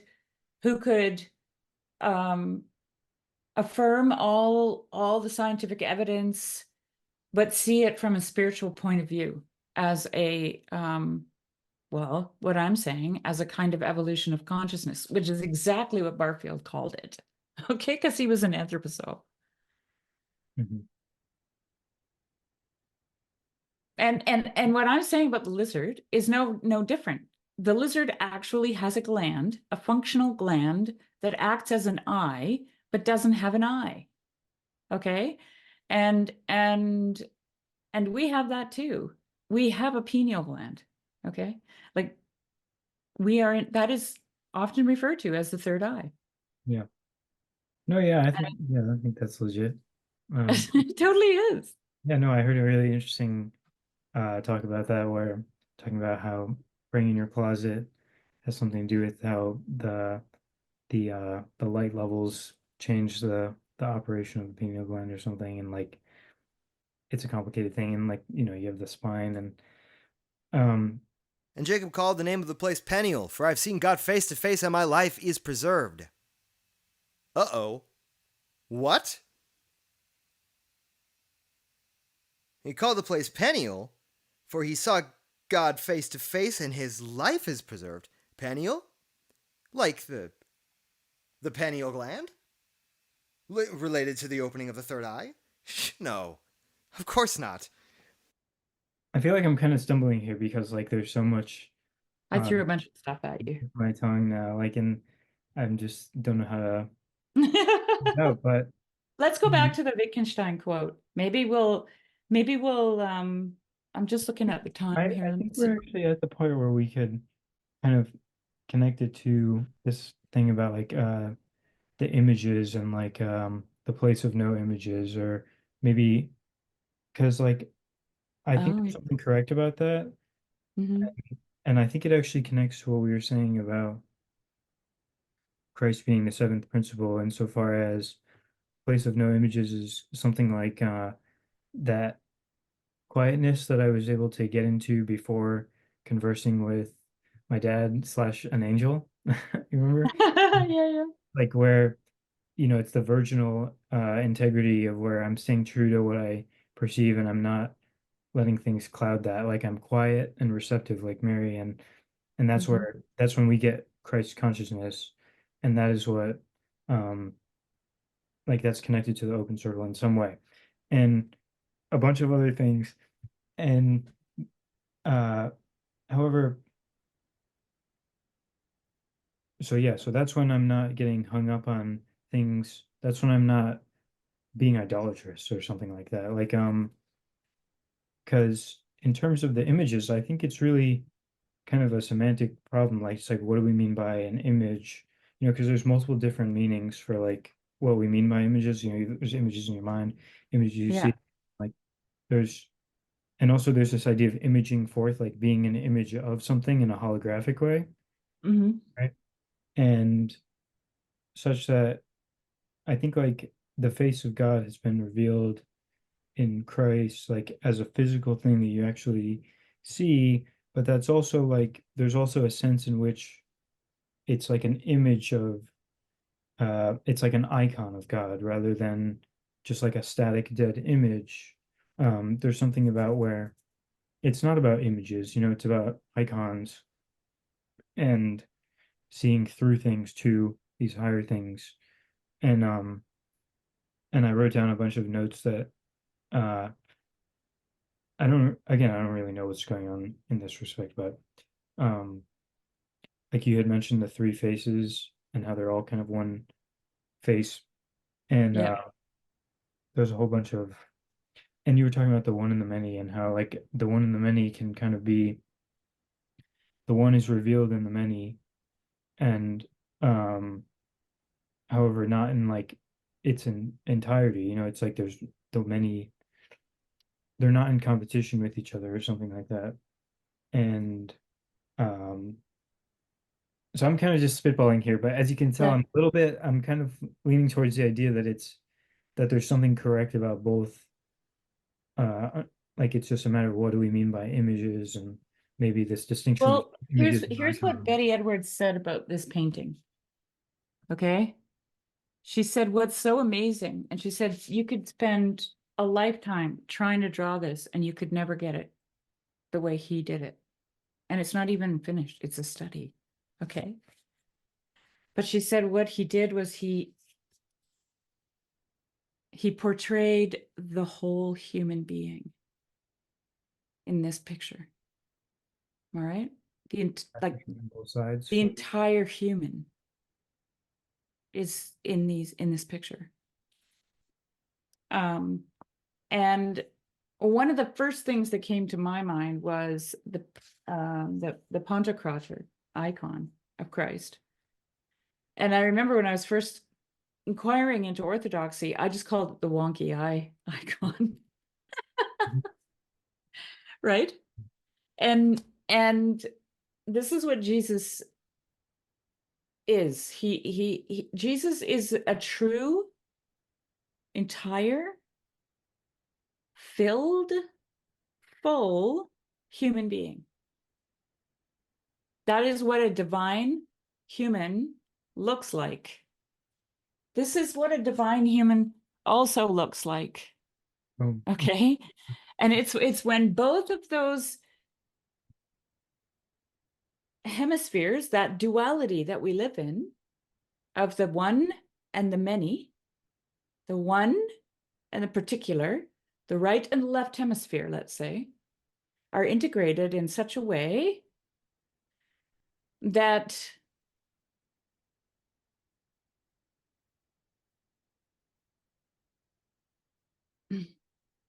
our spiritual touch is heightened, and we become and I'm mixing up a whole bunch of vocabulary here. I'm using all kinds of people's words. We become super sensible. Mm-hmm. That's what Steiner's talking about. The super sensible is his term for the supernatural, right? Because for him, it's about the senses. And this is what Meister Eckhart's talking about when he talks about the soul and her powers. Okay? The soul's powers are our senses. Those are her powers. She sends those out so that she can touch and taste and see and feel the world around her. And the only way that she can take in any of that information is in the form of images, right? So this is God, Adam naming the animals. To me, this is how I understand Adam naming the animals, because what he does is he sees the image and he apprehends the image in the naming of it, right? So, like, we can't take an image to ourselves if we don't have a name for it. Name me an animal that has no name. Yeah. Nothing. Where's the image for that? There's nothing. Yeah. Okay. The image is apprehended by naming it. Okay. And so, Meister Eckhart Meister Eckhart in the sermon that I wrote about, that I read about the because you had the terms, the place of no image and the powers. Those are Meister Eckhart's terms. Okay. So what's interesting about the place of no images is, and he doesn't state this explicitly in the first sermon that I read, but I believe that he's expounding on the second commandment. God says, "Thou shalt not make unto thee any graven image or any likeness of anything that is in heaven above, or that is in the earth beneath, or that is in the water under the earth. Thou shalt not bow down thyself to them, nor serve them." Okay? Because God has no face, right? We can't see his face. We have no image or likeness of God in the Old Testament, right? There's no face. And so where God enters into the soul, the place within the soul where he can be is the place of no images. Doesn't mean that the soul doesn't have images, but there's a place within there, which would be equivalent to, let's say, the Holy of Holies in the tabernacle. Okay? And that is the place of no images. Black. Yeah. That's the void that you've depicted.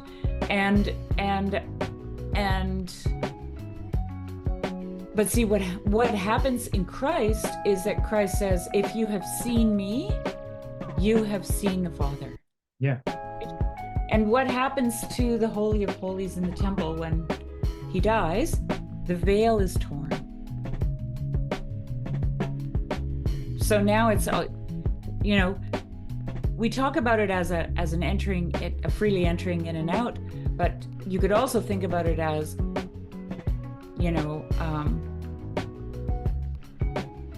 God is that it is no longer a place of no images, because Christ is the image. Yeah. He is the icon of the Father, okay? Yeah. He's the image of the Father. But I think maybe it's a thing it's about like idols, right? Because that commandment's really about like, no, don't make idols, right? And like connecting it back to what we were saying about how it's not really about the object, it's about the way you're looking at it. So it's like to not have images means to not look at things in an idolatrous way, which means to maintain your virginal spiritual sensibilities, such that you can have Christ consciousness and see things as iconic. And because does that make sense? Or yeah, because but that's also wonder. That is a child. Yeah. And see, this is the thing. This is where the virginal space. Okay, so Christ is born of a virgin. He always is born of a virgin. So where is that virginal space within us? And what is there in it?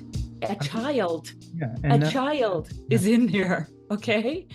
Because that's children are born, okay? Not adults. Christ is born in us in the virginal space. Become capable of finding the reality of Christ in higher worlds through higher faculties. And so for me, that is the child within us. And it's also the integrity that you've spoken of, right? Because, and that's staying true. Yeah, because a child is whole, Yeah. right? A child is, he is his space. Yeah, He and belongs is who he to the is. world. You know, he is who he is. And like, He's everything. yeah. He's not just himself, right? He's not the thing in the mirror. He's everything. Yeah. That's Douglas Harding. He's all of it. And his perception as well is, you know, I'm thinking how it connects back to this idea of like the personal knowing, where the virginal integrity of that is required in order to not fall into a world of images, but to recognize that the veil has been ripped and like everything is iconic. That is, the integrity is you staying true to your perceptions or something like that, you know. Well, And see, it's what about, I think, it's about, because it's not that there's an objective logos, it's that the logos shines to you. It's what shines to you, right? And this is the part that I'm kind of spinning on. I 'cause, know, yeah. yeah, I'm trying to figure Yeah. out the connection. Okay, well,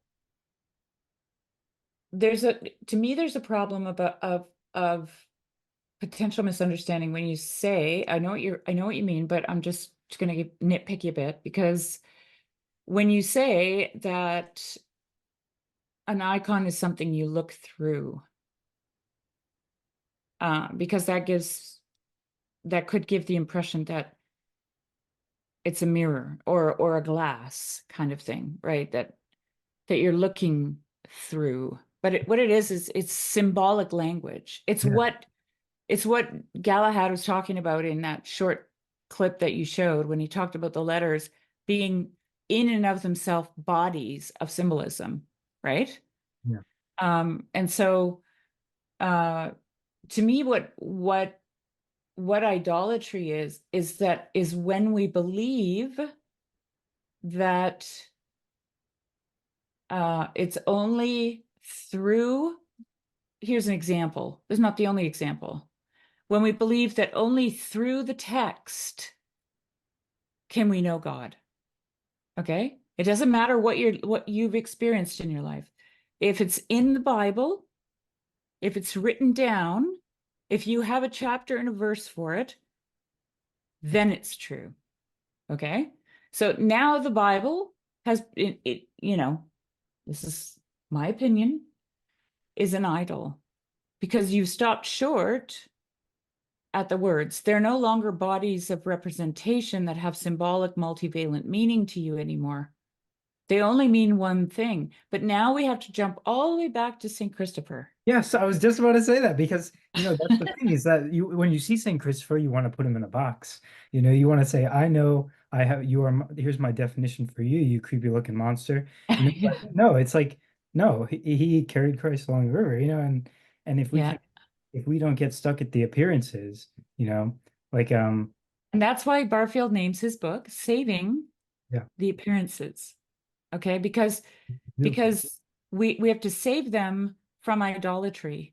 Because people think that if they look at the thing and the thing gives them a comfort, then the comfort came from the thing. If it no longer points towards something more, or is done with the sort of attention focus towards something else and something more, then I suppose, like you were saying a moment ago, it becomes an idol rather than an icon. It becomes an end rather than a window through which to look at what really is beautiful and true. Fascinating. Right, and this is cause and effect. This is how quickly we get caught up in it, right? We think that if we do one thing and a good thing happens, we have to keep doing that one thing over and over again so that only good things happen, right? We think that if we, so like, here's the difference in paganism, I think. And I think that this is what Christianity has to understand, because Christianity has fallen into idolatry, in my opinion, okay? In all kinds of ways. But if I am a primitive person living a primitive life and I feel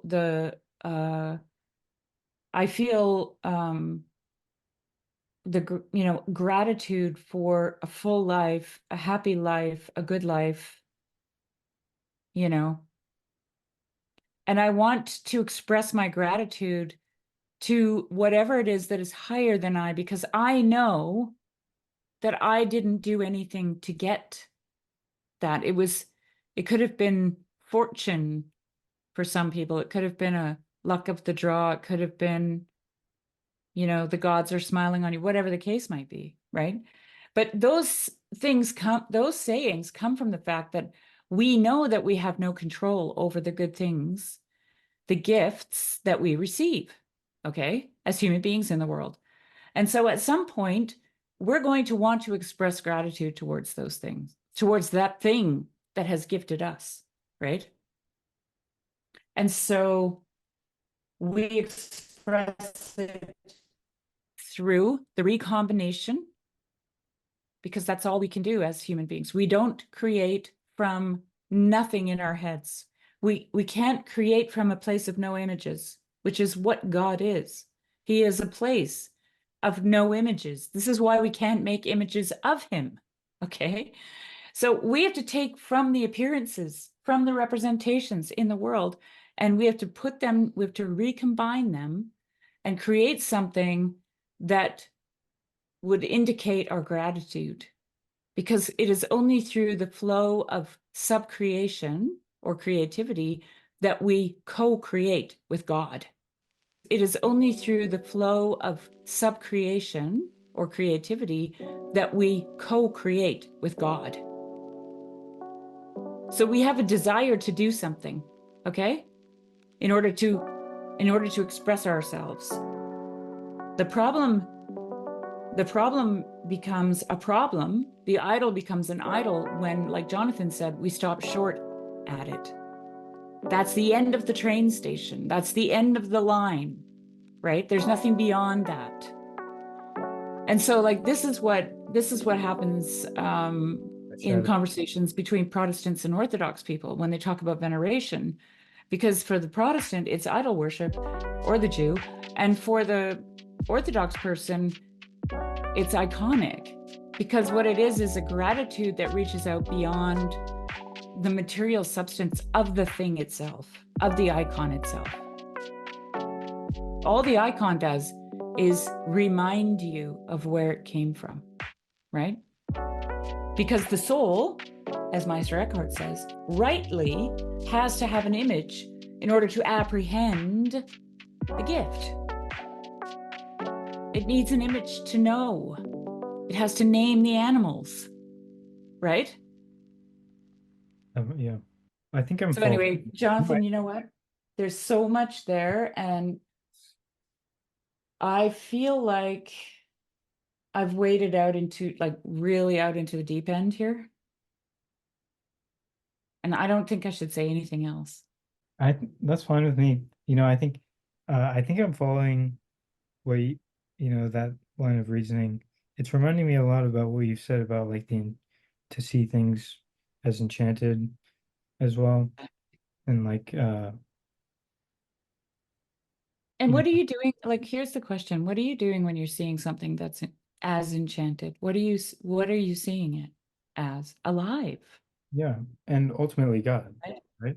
Ultimately, it's that everything is alive, and everything gets its life from the source of all life, or something. Right, and then if you want to wrap Desmond into that, you can empathically resonate with it, and then when you do that, and now I'll drag in Douglas Harding, you get busted wide open, right? Yeah, You like the become open circle, and also like how Matthias Desmond talks about language. You know how it's this resonating. Yep, all and comes you together. become the thing itself, Yeah. right?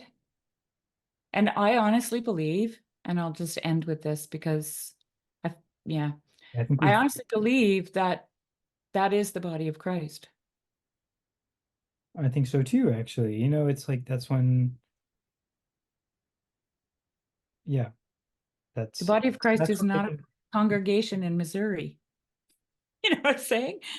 Or in Rome, or in Afghanistan. It's not a group of people paying church dues or praying. It's the entire cosmos. Yeah, I'm with that. It's yeah, I'm kind of like, I don't know, there's so many, not only are the ideas crazy, but it's like people have all sorts of opinions about this stuff, and the impression, like it's, yeah, this is just yeah, I agree that we've said enough, I think, and Mhm. hopefully people are kind of, I don't know, hopefully people find this interesting. I hope so too. Yeah, it's always hard to, I don't know, I think I'm with you that I don't really want to say anything else. I think it's Yeah, just, yeah. that's that's You know, yeah. I'm trying to say this as simply as I can. And I'm also really afraid to say any of it, if I'm honest. Well, that's And it's what we were saying about, Alex O'Connor being afraid to say spirit. It's like that's kind of what we're experiencing in this moment to some degree. It's yeah. there's this natural being that wants to shine through us, and Mhm. we get up Yeah. close to it and we say, "Oh, whoa, that's powerful," and it's like, man. Yeah. But yeah, that's what I think is up, and I think we're on. I don't know. I think it makes sense. I mean, I honestly believe that we are divine, and I believe that there is a world to come in which one day we will know as we are known, which is a psychic method of communicating. There is no need for words, right? You can still speak if you like, but as you are known. Mhm. How are you known? That's the question. Well, Adam knew Eve, right? That's one way of thinking about it. That Well, like, there's that. But like, I mean, if and I believe that's who Paul's referring to, if he's referring to God, if he's saying you will know as you are known, who knows us? Who gives us the white stone name, right? So it's like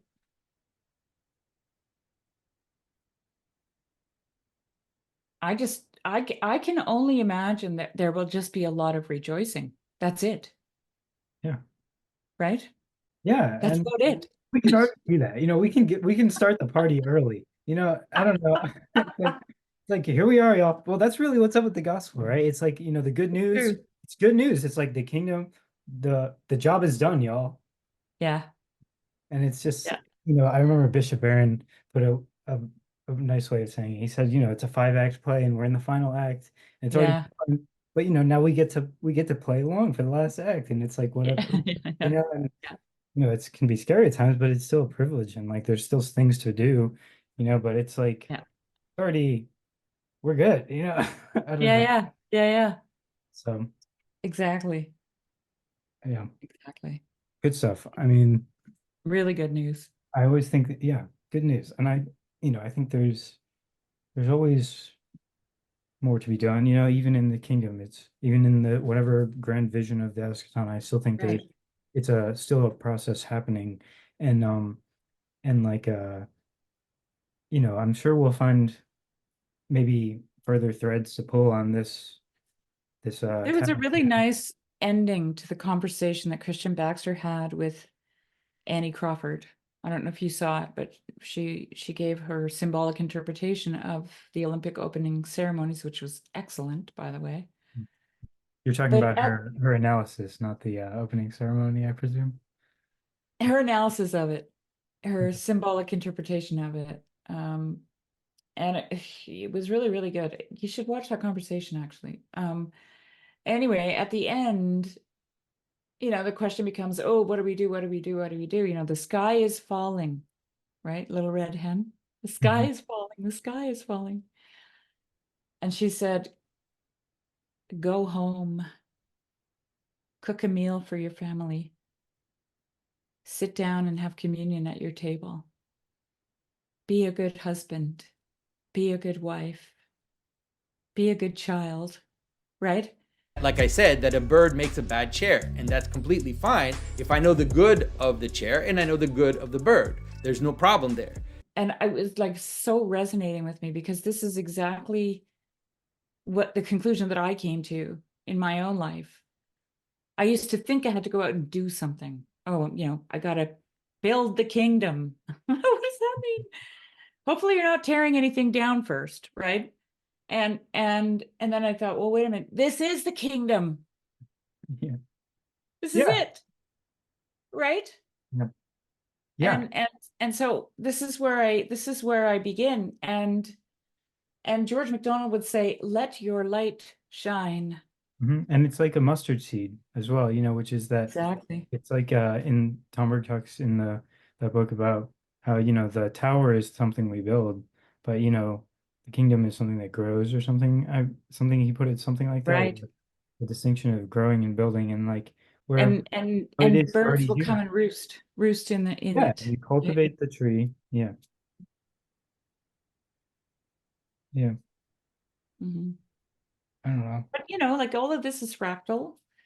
It's all multivalent, and it will always mean something different to you a month, a year, 10 years, 20 years from now, right? Which is great, because essentially what all that indicates is that you've made your way up the mountain, and now the landscape below you stretches out beyond the first place you saw it from. It takes on a lot more meaning, doesn't it?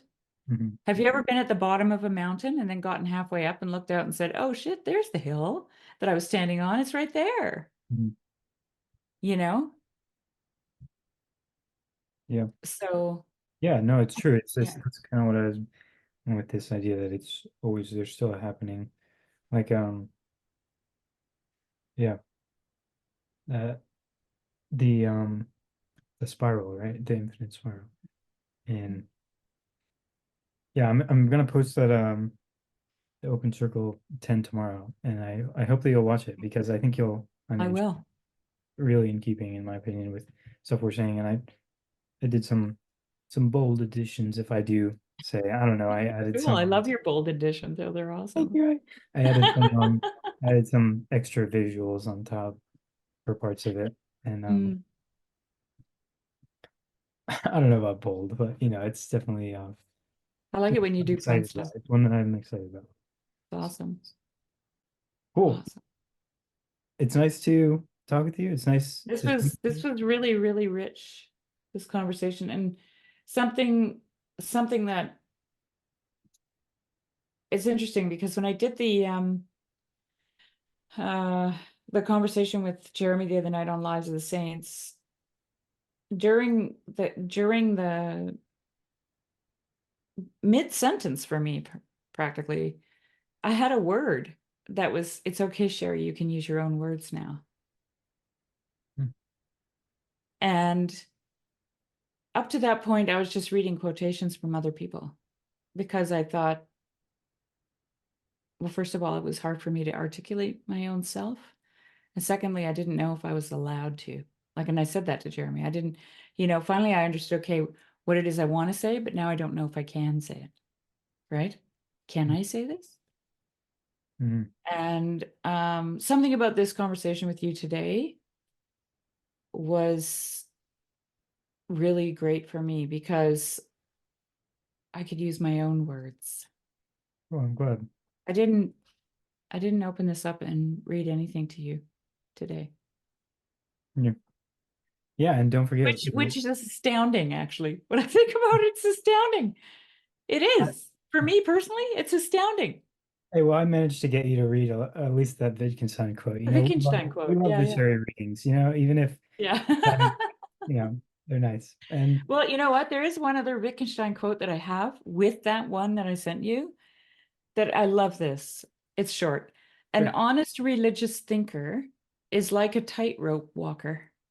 He almost looks as though he were walking on nothing but air. His support is the slenderest imaginable, and yet it really is possible to walk on it. And that just reminded me of walking on water, right? I made reference to that in the conversation that we'll be posting tomorrow, and I would say, yeah, that feeling of like, that's really what I actually would say. This is kind of where I want to close it, which is that, it's like we're all experiencing that all the time, I think, in just our natural being. And I don't know, something about that really speaks to me as well, which is that, like there's this modal shift that you can make where now I'm being who I am, and like censoring it or something, and I don't know. It's just good vibes at this point. I think it is. It's very good vibes. Yeah. I'd say thanks everybody for listening. Yeah. And hopefully this conversation continues. Please. Oh, it definitely will. Comment. Yeah. Totally will. Yes. Cool. We still have lots more to talk about. We never even got halfway through your list. We were also planning to talk a bit about internal family systems and and schizophrenia. We got to talk about that. Sure, yeah, I'm down. Yeah. All right. I'm gonna stop the recording.